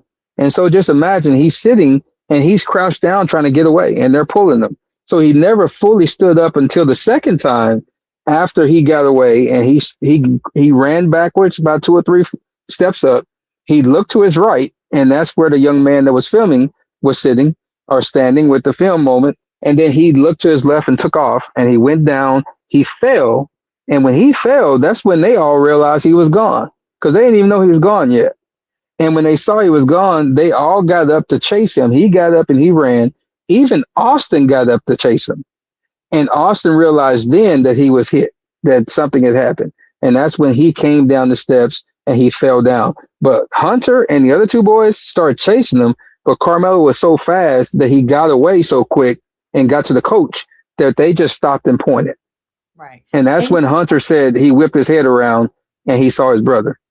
You know what? When they said they chased them, I said, no, they was fighting, because what are you chasing them for? If him and Austin is in a fight and he stuck them, what are you chasing them for? You need to get him help. Does that make sense? Yeah. So when they chased them, I knew that they all jumped him. Yeah, because they didn't know that they didn't know he got poked yet. They didn't know that he was stabbed, because they all, including Austin, tried to chase him when they realized, because he got away and they were still fighting. Austin was at the bottom because he had Carmelo in a chokehold. So he just figured that he was loose. So they still hidden. And then all of a sudden, that's when he fell. When he ran away and fell, they heard that fall. And that's when they all looked and like, oh, he getting away. And they all went to chase him. Austin tried, but he realized he was hurt. And so when all that happened, everybody know that they heard Jeff Metcalf and Hunter. Hunter said that he went and gave him aid. He held on to him and kept pressure on his wound and all that. That's a lot. Hunter never got close enough to him. He turned around, whipped his head around. He went to step forward. By that time, the other coaches were coming because Carmelo already told them what was going on. And so they were coming, and the coaches came. One coach held Hunter. He was screaming. That is true. He was screaming for real. And so since he was screaming, he never, ever got to his brother. Never. And so it's a moment to where if we just go at face value at what we knew before we got the trial, they're saying that Carmelo told them that he shouldn't have put his hands on me. I did it in self-defense. By Frisco PD's own policy, once a suspect has asserted self-defense, They have to arrest everybody, take everybody down for questioning, take their statements, send all the evidence and the statements to the DA's office, and they send it to the grand jury, and you let the grand jury make the decision who's at fault. They never did that. If I tell you they had Karmelo already booked and charged with the murder of Austin Metcalf before Austin Metcalf was even pronounced dead at 10:53 a.m. because they already knew what they wanted. Because when all those officers got to Kirkendall Stadium, they saw their friend's son land there in this situation. And as the paramedic said, he was purple, and they had to administer blood to him, and then he perked back up. His color came back. They put him inside of the ambulance, and they were basically working on him as he had a heart condition, not that he was losing blood. And so that's why it was a pause. That's why they took him to the Plano hospital instead of the hospital right by Kirkendall Stadium, because there was no rush. They didn't think they were going to lose him because it wasn't anything grave for the puncture that they had. It's not even that much blood on the scene in any pictures and photos that we've seen. So we know that this is a moment that it was a setup to protect the friends, and I think it became a moment of revenge for the Metcalfs because that was their favorite child. And the way that Jeff Metcalf looked at his son that day, the next day he did the interview on one of the news stations, and the guy said, "Hey, there's Hunter right now. You want to talk to him?" Jeff, his looks could have taken Hunter out that day, and he said, "No, I don't want to talk to him." And he sat there staring at him, and you can hear the car alarm on the truck, and you can hear the door closed, you can hear the truck start, and Jeff didn't say a word. He was just looking at Hunter like, "You should have been the one." And then all of a sudden he snapped out of it and he started talking. That's you know, when you said something, when I was watching the video of the mom, and she said, Hunter called me and said that he had been stabbed, right? Do you know what the mother said? She said when she went to the hospital, so instead of her coming to where they were, she went to the hospital. Do you know what that lady said? He still hadn't made it to the hospital. So I'm sitting there like, what if they let the boy body just lay there? Yeah, you know. So when you say they didn't think he was going to die, I can relate to that because the mother, I would have to go back and watch the video, but it had been 20, 30 minutes. So I don't remember the exact time frame that she said, but she said that when he told her that he had, been stabbed and she knew what hospital, she went to the hospital. She had got to the hospital. They were not even there. So I'm like, what if people just stay there with the boy's body? Maybe if you would have rushed him to the hospital. So when you say they didn't think that he was going to pass away, I believe it, because when I was listening to her, I said, so you mean to tell me you went to the hospital and they hadn't even came there yet? Yeah, because they brought him to the hospital. They didn't code 3 or nothing like that. They took him. And when he got there, he was alive. When they took him into the room, he was there. He coded after he got to the hospital, and they worked on him. And that's when the doctor came and he actually called him at 10:53 a.m. The thing about Megan Metcalf, she stated that she was coming from Grapevine, Texas, and anybody in the DFW area know good and well you're not going to get from Grapevine, Texas in the thick of the rush hour traffic in a storm and make it to Plano in less than 30 minutes. It ain't about to happen. And so the problem with that story is that I know that the Metcalfs both have been called already to the scene because the twins had already been caught messing with other people. I'll put it that way. And so they were already there. And I'll tell you they were already there because we'll go to Hunter's own words. Hunter said that his dad, Jeff Metcalf said that he was called by the coach of the middle school. He was called by the coach of the middle school to come to the school. The coach of the middle school wouldn't even known what was going on because they're teachers. And that was 9 in the morning, 10 o'clock in the morning. He's got class. However, Hunter said that they were actually at the middle school, is what he said. We know that he did not go into middle school because they were never signed in, because we got the actual logs of all the people who signed in that day, and it wasn't Hunter and them. And so with that being stated, his parents were called toward the school to talk to Hunter and Austin about actually bullying a young lady that went to Emerson. And that's the reason why, if you guys ever had a chance to hear the 911 calls or the dispatch calls from that day, you would hear the actual dispatcher, and you would hear the police saying that, hey, we're looking for the suspect from Emerson. We have the suspect from Emerson. And they kept saying that because earlier the situation is that Austin and Hunter and their friends were bullying this one girl. She was the only girl there from Emerson for the track meet. And other kids made them leave them alone. So they went to the middle school because that's the coach that used to be there. He called Jeff. Megan came there, and they were all there because I'm going to tell you the reason why we know. Hunter stated in his own statement on TV that he called his phone and his mom answered, and he told his mom what happened at the stadium. And his mom said she turned around and went straight to the hospital. That's how she beat the ambulance, because she was on her way from the middle school, going on her way to work out there to the spot where the pizzeria is at, and on Grapevine, and she turned around and she beat them to the hospital. That's how that happened. Yeah, and so these are things that we know from advocating, investigating. I know you're not lying about that, because when she said that, I said, damn. So they just done left the boy there for hours. Like, I'm trying to put together. So it makes sense. You know what that lady said? That lady said she was coming from work. That lady lied. She did. She lied. Coming from work. She said, I work out in, is it Grapevine? Grapevine. Yeah. That's what she said. And then so she said that knowing that she was already in the area because she had left the correct. Correct. And Jeff said that he was coming from home because he lives 5 minutes away. No, you were already on the scene. Jeff was actually in there when they were talking to Hunter and the EP dude, and Hunter was too hysterical to give a statement, but the other young man gave his statement. And then later on, after Austin died, they let the family in around 1 to see Austin after he died. By 2:30, 3 o'clock, his mother was in front of her house on WFAA Channel 8 News giving the interview. We know that Hunter went home with Jeff, took a shower, had fresh clothes on, and he came pulling up and he joined the interview. But you were too hysterical just 4 hours ago, to give a statement to the Popo of what happened. And so these are the things that we've been talking about for a year and some change that was just weird in this whole situation. And that's why I knew that he could not go to trial. And I shouted that from the mountaintop. I called everybody I could, but everybody was saying that, hey, don't talk to him. You don't need to be dealing with him.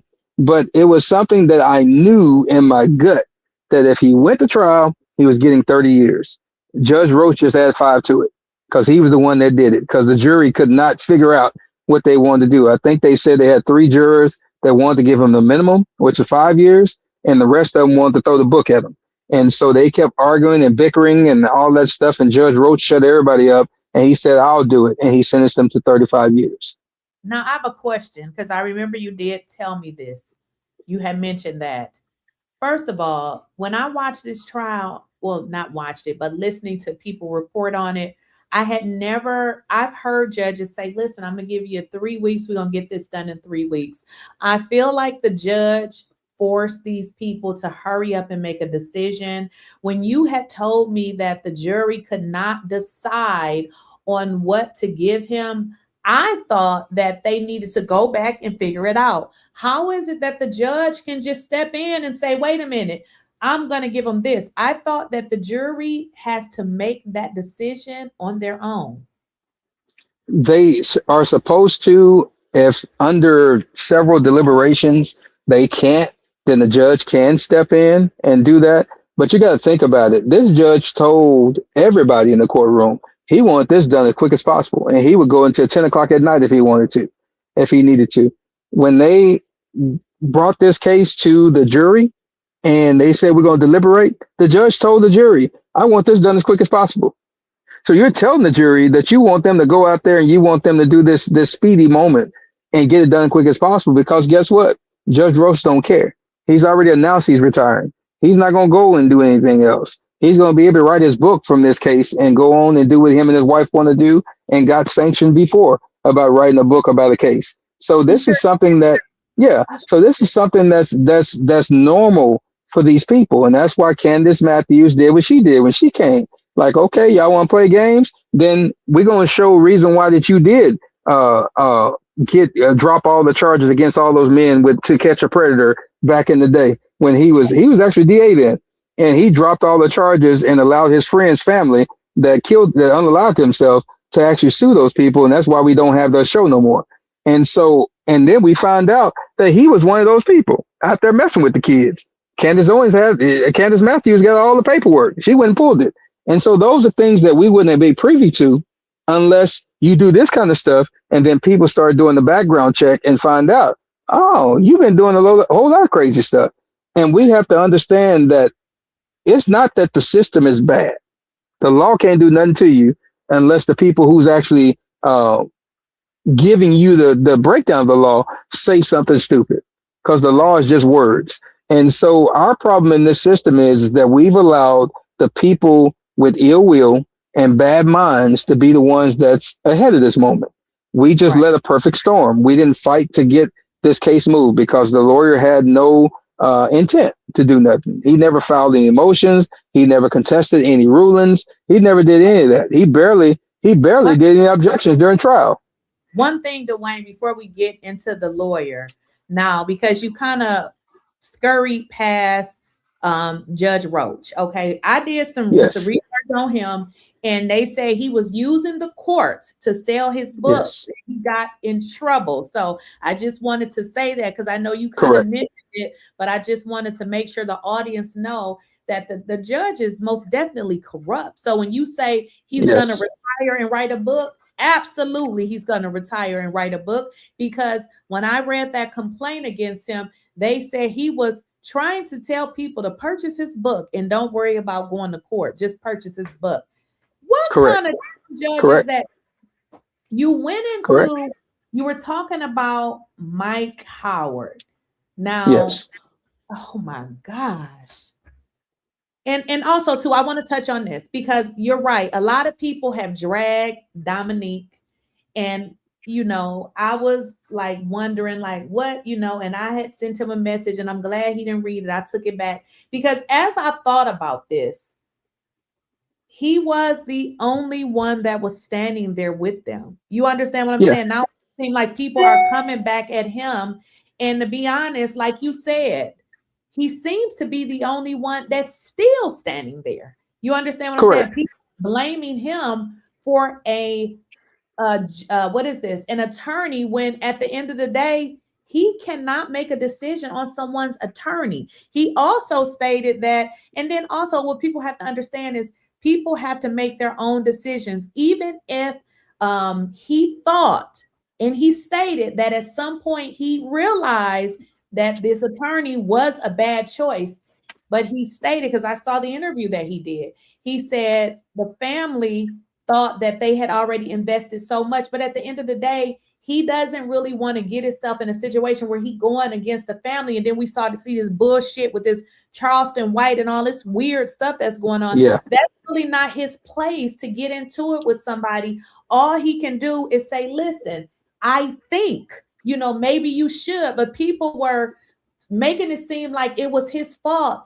But you had already told me that the family had received other people. You know, it was their decision to pick this particular attorney, and that Dominique did not force them to take this attorney. You know, it's something about our people that we, and I was saying this myself, I said, can they focus on him being in jail, prison, and he not supposed to be? Because putting a post about Dominique ain't gonna get him out. That's not going to do anything. So when I saw that, I was like, you know what? I believe him, because one thing people gonna do, if you ever been to jail, oh, you did this, so what? Like, who cares? None of that matters right now. So you're right when you were saying that, because I mean, he has been one of the ones that's been standing there, even if, you know, people had said, well, you know, they said that the family had fired him. Okay, but even in that situation, he still didn't come out on social media and talking about these folks like these crazy, you see these Charleston Whites and these weirdos. That's not necessary. A person can tell you, I want you to step away. I don't need you to do that anymore. That don't mean that I don't like you. And one of the things he Correct. said, these people are always going to be my family. So I like him. Like, I don't care what the people say. I like Dominique. I like Dominique.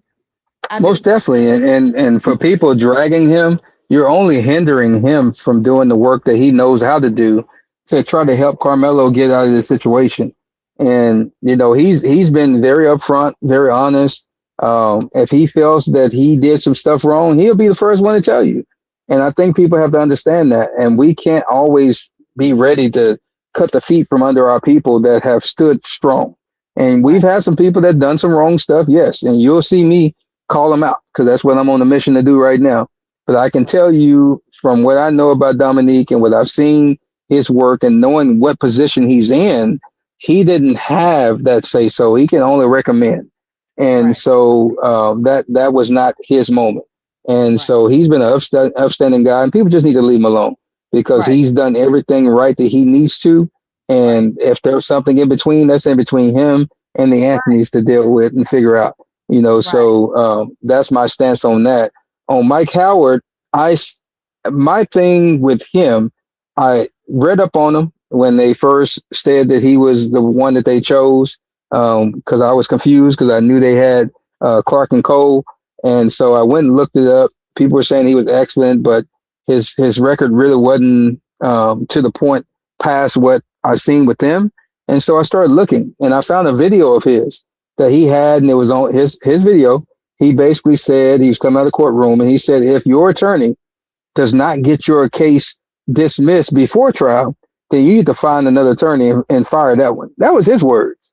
And so I always told people that, hey, in this instance, he hadn't filed no motions to quash the indictment, hadn't filed no motions to challenge anything. He hadn't filed no motions to dismiss based on nothing. And I'm like, that is not normal for an attorney when they have a case like this that's full of holes.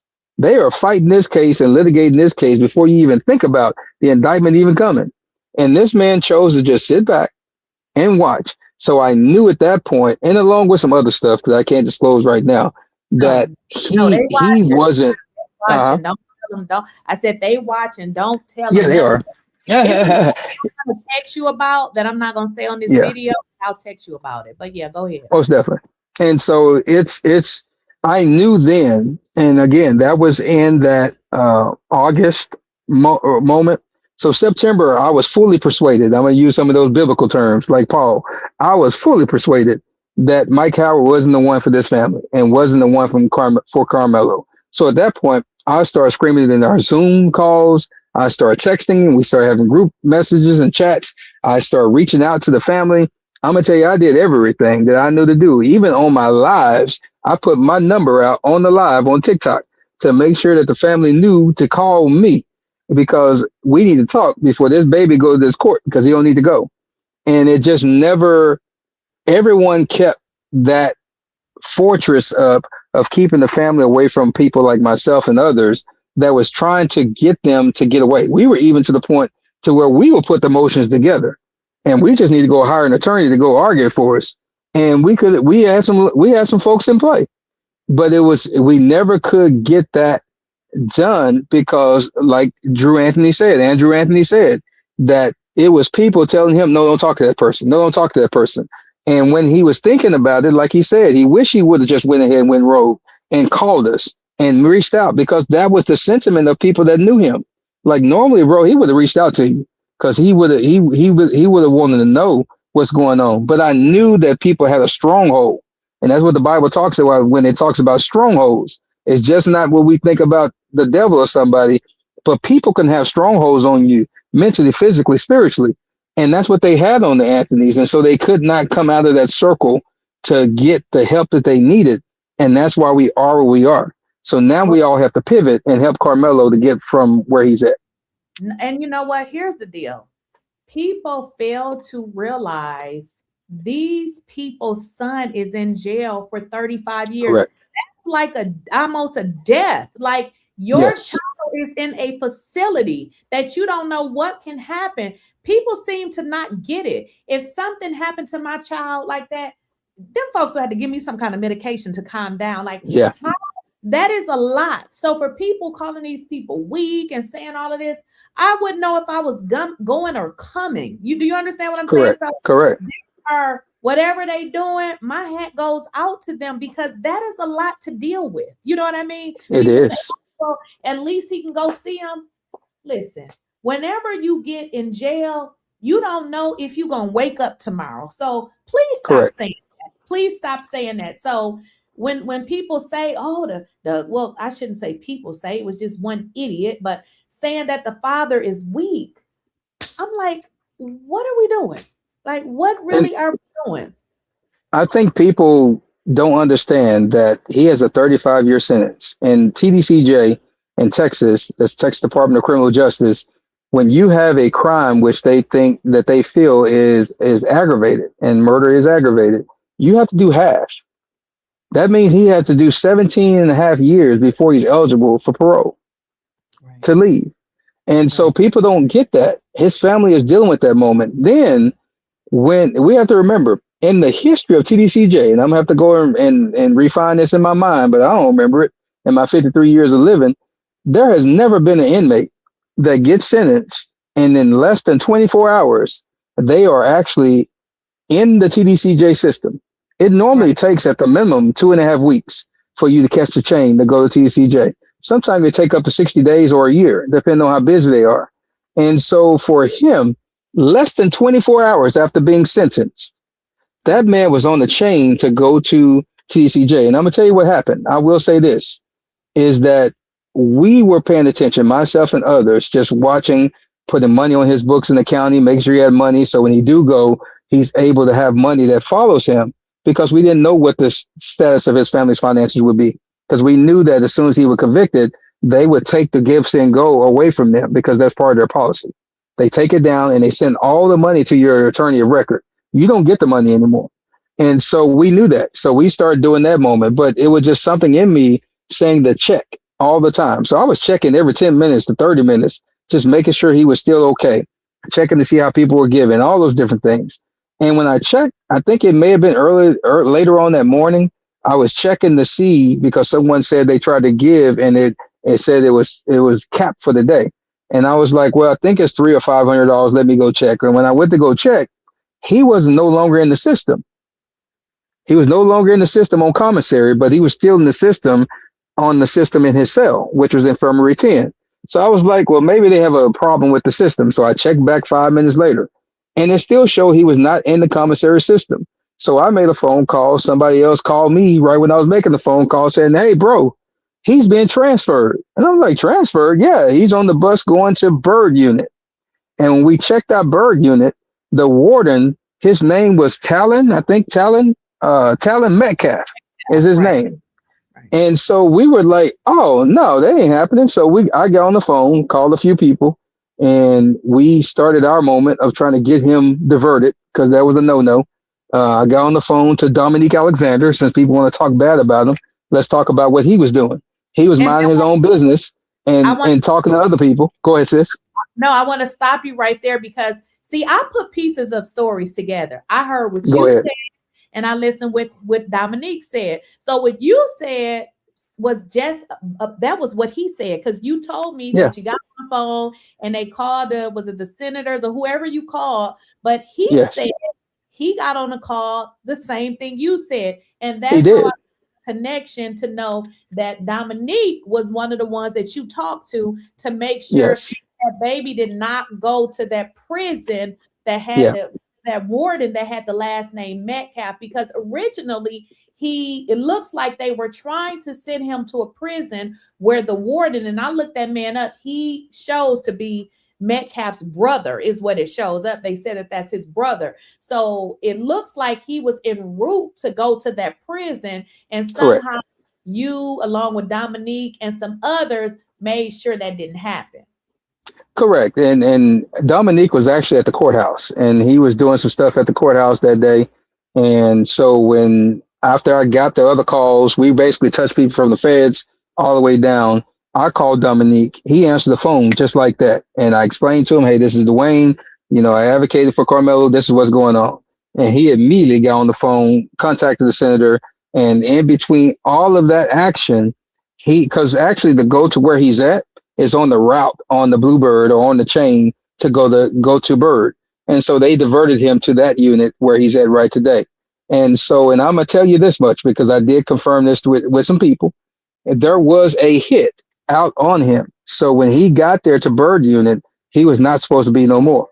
And I'm gonna tell you the reason why I know that is because if you listen to Jeff Metcalf when he was doing his interview that same day around that same time, he said there's street justice, there's some other kind of justice. He said there's karma justice, and then what he said is that there's other justice, and it's coming up. It's coming up soon, and we'll get to that. We'll get to that moment of that street justice, and maybe y'all will see it. He said that. That was during the time that Carmelo was en route to Bird. So that let you know, and then I have it on good authority. Once he found out he didn't make it, because they were looking for him when that bus came, and Carmelo didn't step off of it. So when he got word that they did not get him, they said Jeff was mad. He was mad for a couple of days because they thought this was going to end for them, because their ultimate thing is to get rid of Carmelo and for him not to be around no more. But that's what their ultimate moment was. I want to say this though. Here's the deal.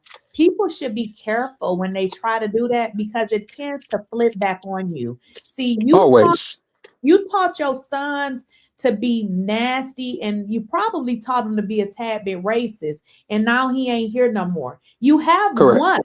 Love him and keep him, because the hole that you dig for people generally is the one that you're going to fall in. And I know what you said ain't a lie, because what I've been told is right now they've been keeping him safe. They're not keeping him safe if it wasn't something that was trying to make him unsafe. So correct. I know that to be true. Correct. And what they meant for evil, it's been turned around for good. And I'm just going to tell you that. And just like they publicly talked about what they trying to do, and folks had to tell them from within the walls of TDCJ that they going to go down like that. I'm going to tell you, as a person that have been to TDCJ, been to the feds and all of that, both sides, me doing time and also going there helping people and doing the things that we have to do to help our inmates and people who are incarcerated. I'm going to tell you this. There will be no harm come to Carmelo, because people just not going, they're not going to stand for it. And I'm talking about from staff, from inmates to whoever. And so he's in good hands until his appeal comes through and he can come on home, because they will overturn this on appeal. He will be okay. And this is we have to know that one thing. The scriptures say all things work together for the good of them.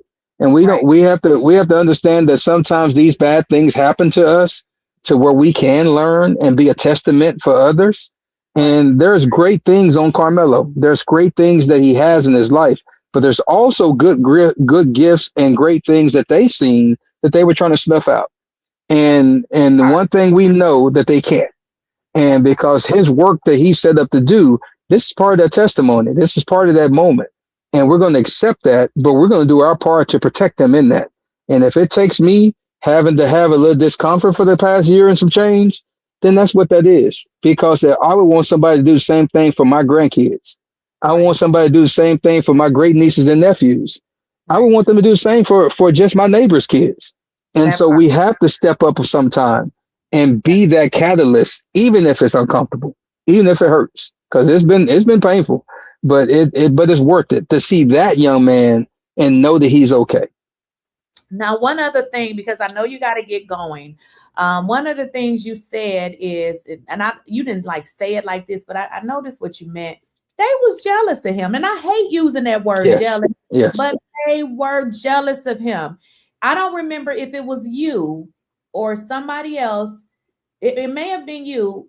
What was said to him in court during the, after you are found guilty, they get the alleged victims. I'm calling them alleged victims. I don't believe that they are victims. They're victims of what their son did. Now, correct. Were you told something about, because I was told that after they gave their victim impact statement. I was told that they pretty much got up on the stand, was cursing, telling him, look at me, boy, and just all of this kind of stuff. And when I heard that, it just, I'm telling you, I ain't really slept good since this happened. I was so angry because it just leads you to believe the judge had to be in on this. What court can you go in and go on the stand and start cussing? Where? Yeah. Where do Nowhere. Nowhere. And they berated him. I was told by someone that was in there that it was so much until Carmelo was sitting there and he said, just imagine a wet puppy dog that just got beat by their owner, left out in the cold in the middle of the street. They said that's how he was looking because he had his head down, he was shaking, and it was just a beratement of him. They were calling him, like you said, boy, calling him all kind of things. Dude said they were calling him stuff he can't repeat. And so it was just a beratement of Carmelo Anthony in that courtroom after, because it was all about tearing down this young man that they were jealous of. And I'm telling you, they were jealous because all of the kids that were involved, one of the kids that were involved wasn't even there because I think he was suspended, so he couldn't be there. We have to remember that Hunter and Austin was suspended as well. We know that Austin and Hunter wasn't even part of the team no more because the coach testified that he kicked them off the team because they chose to go hunting or go fishing instead of coming to a meet. So we knew that. So they wasn't even supposed to be there. But they were also jealous of this young man because of his family status and how he was raised. He was working. People forget he worked at Foot Locker. He had another job. He had just got hired at HEB. So this young man was following his father's footsteps of providing and working while I'm doing school, while I'm doing all those things. He also had many of offers to football and track. So he was on his way to do things right. But he was also a ladies' man. He was friendly. Everybody liked him. And so that was the thing that people did not like about him. So EP and all these kids were jealous of him. The Metcalf twins, they just don't like nobody. They just love the bully. And so if it was an opportunity to bully, they were down for it. And so it was a perfect storm of idiotic people to come up to Carmelo, who said in his own mind and spirit, I'm going to get back home at all costs. And that's what all of our kids should be thinking, that regardless of what the situation is, my mama sent me out, my daddy sent me out, I'm going to do whatever I got to do to get back home, and we'll deal with the rest later on. And that's what Carmelo did. And so we just have to stand up and step up for him, because right now that nobody else is stepping up for him but his family and a few of us that are on here, that are around. And I love, people keep saying that people are coming on the tail end. I think that everybody has their purpose. The ambulance chasers, as they call them, all of them have their purpose. We wouldn't know about Judge Roach unless Candace Matthews come later and tell us what she said. And so we have to let everybody do their part and be who they are. Charleston White, he went rogue. Guess what they're doing to him right now in Fort Worth? They are actually protesting him at the hotel he stayed at. So guess what? You got to let somebody, hold your peace and let the Lord fight your battle. Victory will be yours. And that goes as well for people, because if you hold your peace, somebody else going to fight your battle. And that's what's happening right now for the Anthonys. They have people they don't even know fighting against Charleston right now because he berated them. And so that's what we have to do, is concentrate on Carmelo, making sure he's at peace, making sure he has the things he needs, making sure that whoever this appellant attorney is going to be, if not, we need to get somebody to step up and get with the family so they can go in there and get this case overturned so he can get back home and he can learn from this experience and he can become that lawyer that he wants to be. And Carmelo had, what was it, 30 scholarships, 20 scholarships? I know I saw 21, I think. 21. He gonna be a hell of a lawyer, especially after going through this. Now, one of the other things that I wanted you to touch on before you leave, I think it was you, somebody else could have told me, that the father was telling him, you don't deserve the stuff that you have. You don't deserve. Correct. He told him he didn't deserve the life he had. He didn't deserve the stuff he had. He shamed his family, his father, his mother. I'm talking about he was berating Carmelo. And Carmelo is a good kid. I had a father that came to me when I first got there on Wednesday to the trial last Wednesday, the Wednesday before they got sentenced. And that father was telling me, he said, my son goes to the same school and he knows Carmelo. He said he's not friends with him, but he knows of him. And he said, my kid is a good kid. He said, but watching that young man all these years, he said that kid is better than my son. That's what he said about Carmelo, a kid that he didn't even know, that he's just watching from afar. And that's the sentiment of everyone. That's the sentiment of the lady who was his supervisor at Foot Locker. She said that boy is scared of his own shadow. Why would he be up there trying to poke somebody and fight somebody? Because he's scared of his own shadow. So it was a moment to where, seeing that he was such a good kid, everybody knew of him. I used to see him all the time because he used to volunteer for the Special Olympics. He used to be at the different track meets and the different 707 drills and all that stuff. And all the kids in our area in Little Elm always posted stuff on YouTube and all that stuff. So you've seen him all the time. You just didn't know who he was. I saw him at Foot Locker. He helped me and my family with my grandkids. I go buy them Jordans every year for school. And he helped us one time at the Foot Locker. And so you just see that smile. You just see him doing the things that he do, never causing a problem, never doing anything. So it was pure jealousy that these kids operated in. And that jealousy had them up on that stand lying. But there was 2 kids that said they couldn't lie. They said they wasn't going to lie. So they told the truth. But the rest of them lied. The rest of them lied. Thank you so much. I really appreciate you for taking your time to, come on here. I just want to, every day I come up with a different theory because we really don't know what happened, but we want to keep Carmelo name in this good algorithm. So I really, really appreciate you for coming on. I'm going to send you a message later because I want to find out what we're doing about them trying to deny our requests. Okay. So I know most definitely. So I want to stay up on that. Now, some people are putting in the chat about a public defender. Now, I don't believe that they are looking to get a public defender. From what I understand, they are looking to get a paid attorney. But because I know the way the court system works, if you don't have an attorney, they will assign you an attorney. You get you a new attorney and then you let that one go. Is that what's going on right now? Correct. When he got sentenced, the judge asks you or you give a notice of appeal. When he got a notice of appeal, Mike Howard and all of them were off the case. They were done.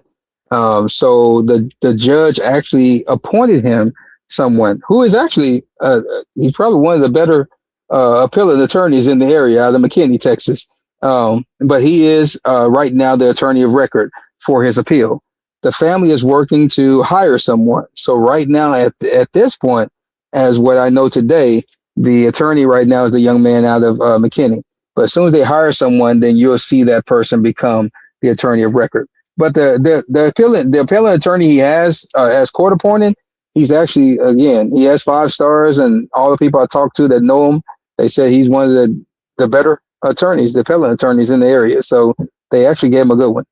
Right. What I do know too is that the Anthony family has tried multiple times to set up these crowd funds, but they keep getting it shut down. I do know that.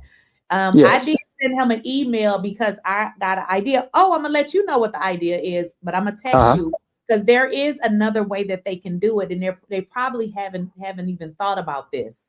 So just for the people that's asking about the donations, every time they set something up, they get it taken down because what they do is say, hey, he's been convicted of, this, and you guys shouldn't be letting them raise money. So ultimately people have donated, but then they're sending the money back to them. So yeah. And we'll talk, but I'll tell you the sure way to do it that I've had other people do that I've advocated for, and there's nothing they can do about it. Okay. All right. Thank you so much. I appreciate you. And I'll text you later on. Have a great rest of your day. Most definitely. Y'all have a good one. All right, let me recognize super chats, guys. I'm sorry, I didn't want to, cut into, what he was saying any further. So hopefully you're still here. Common Man 80, thank you so much for the $100. Just subscribe. I love the work you're doing. Keep up the great work. Let's do what we have to set the record straight. That poor kid was messed over big time. Absolutely. I mean, how you get 35 years? I mean, come on now. You could have, did a whole bunch of stuff to get 35 years. That ain't right, y'all. It's not right. So let me go through these dang on super chats. Who did I? Wait a minute, y'all. Okay, so let's get into these. Okay, Jesse 89433. Thank you for the $9.99. What about motion for new trial? Isn't that faster than the appeal? So I'm not a lawyer, but they have to do an appeal. I've heard about what you're talking about, but that's probably not gonna work considering they had a bullcrap attorney. So I've heard about the motion for new trial, but I think at this point, since he's been convicted, that ain't gonna work. Ask Dr. Keysha, thank you so much. Excellent interview. Can I reference your video so I can spread the word? I'll be sure to follow the YouTube rules for fair use and cite your channel. Anybody that's in here, please feel free to use the video. That's what we want you to do. If I'm not going to strike your channel, but you just can't like play the whole video. You actually have to give your commentary on it. Don't just share the whole video and not provide anything to it. But yeah, we want you to do that. We can't do this alone. I want you guys to share it and talk about it. Oh boy. Is it Feline Fusion 17? Thank you so much for the $4.99. Why Carmelo admitted to stabbing Austin if he knew he did not do it? Well, here's the deal. Carmelo had a messed up attorney. In terms of if he did it, I think the more appropriate question is, why did he do it? What was going on? There's more to the story. We know that Carmelo didn't just go, something else happened. I don't want to have to do that to nobody, but if you try to jump me, I might. I did it before now. I'm just going to tell you. So, yeah, we got to get the whole story. We got to get the whole story. Okay, let me go over the rest of these, y'all. Just give me a second. Janet Lifestyles for Janet. Thank you for becoming a member. I really appreciate it. He's on point. They've never been in such dilemma. They've never been, in such drama maybe, or dilemma, whatever. Thank you, Successful MD, for the $2. Y'all, I got glasses on and I feel like I need to go back and get my eyes checked again. Okay, $19.99. I bet the video will exonerate Carmelo Anthony. I don't think so, but I believe that he's going to get out. I don't know why this is happening. I can't really think about it like that because I start to get a headache. But I feel like he will get out. We just got to get past the foolishness, like people like Charleston White or whatever his damn name is. That's why when I did that one video, I said I'm not going to talk about him no more. We just got to focus on the positive. We have to focus on getting the message out. I don't care what you do your video about. If you're talking about Carmelo innocent and he didn't get a fair trial, yes, do that. We just got to keep talking about it. We just got to keep talking about it. I think I've called out all of the super chats. And the number one super chat is Comment Man 80 for the $100. All right, what y'all saying in the chat here? What y'all saying in the chat?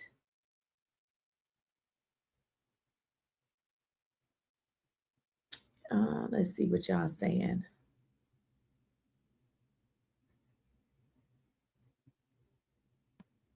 So that was, Dwayne was the guy that I had before. Remember, I said he didn't make it. He had some stuff going on. He had some issues with people that have been retaliating against him as it relates to this trial.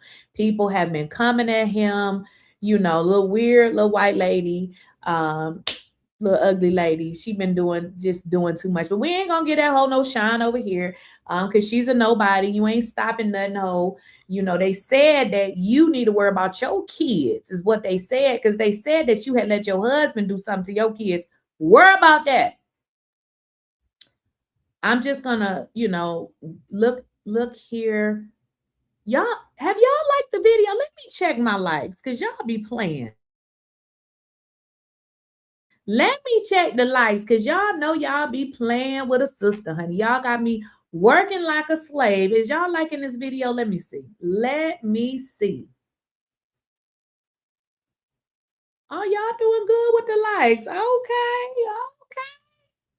I appreciate it. I appreciate y'all. Hit the like button. Y'all, listen, y'all did really good with the likes. I didn't have to ask you to like the video. I really appreciate it. But this is what I want y'all to do. If you guys come across anybody that you know that would be good for me to interview as it relates to this particular case, you know my email is in the bio, at least one of my emails. Feel free to email me. And, you know, hopefully I can reach out. Now, I received a whole bunch of emails from different people about different stuff as it relates to this case. But like I said, we're going to keep it going. I feel like Carmelo is my nephew that I never met. As a matter of fact, I got to go because I got to get out to the store. I said I was going to buy 30 cards a month, okay? Because I'm going to send him 30 cards a week. So he'll have a whole bunch of stuff to read. So y'all make sure if you can't, you know, you don't have time to write a letter, maybe you can just send cards. So I'm on my way out to the store. I got to get 30 cards, 30. So I'm doing 30 cards a week, and I'm going to send it to him because I feel like that's going to be a whole bunch of mail. So I got work to do. I'm not even responding to you miserable racists in the chat, okay? So get the hell up out of here. Say whatever you want. I'm just going to block you, okay? I'm just going to block you. Great interview, Queen. I appreciate it. Goddess at 166, Goddess. So y'all, like I said, I got to get out of here. I was supposed to get these cards yesterday, and I didn't do it. So I'm about to go get 30 cards. And we're going to just put all y'all names on there too, because what we want to do is keep his spirit up, these nasty, filthy racists, because I know you hoes is in the chat. I know y'all in the chat. Y'all ain't did nothing. You ain't did shit, okay? Auntie finna go out here and buy these cards, and every week we sending him 30 cards. He gonna get up out of here. He gonna get up out of here. He gonna get free. He gonna become a lawyer because we know the white trash is mad. Why y'all so mad? Why y'all so mad?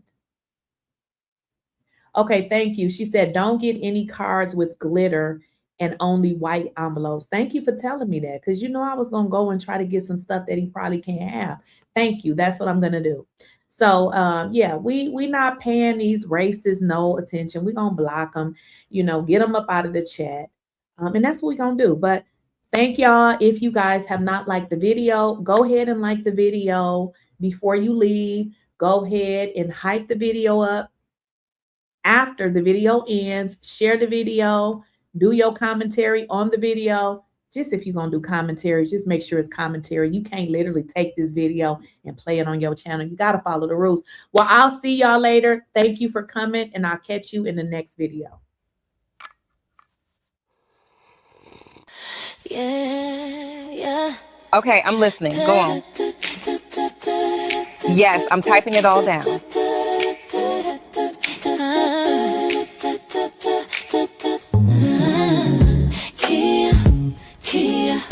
Clear, spilling tea, no fear, no fear. They talk loud, but I'm still here. Lakeysha Keysha, say it clear. I don't lies right here.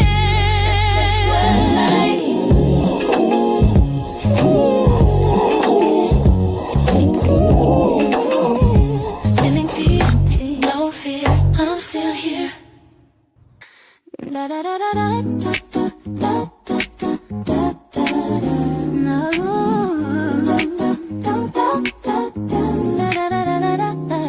Spilling tea, no sugar, no fear. They talk loud, but I'm still here. Lakeysha Keysha, say it clear. Real talk lives right here. Yeah. Spilling tea, no sugar, no fear.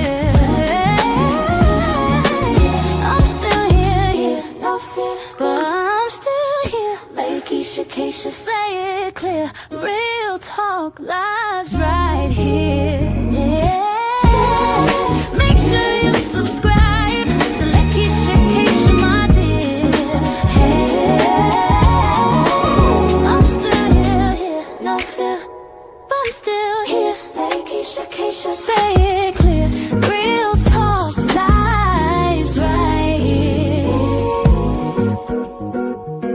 Rich words like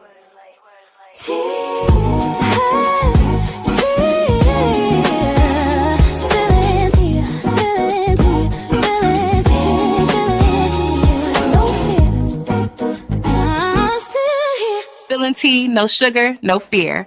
Make sure you subscribe to the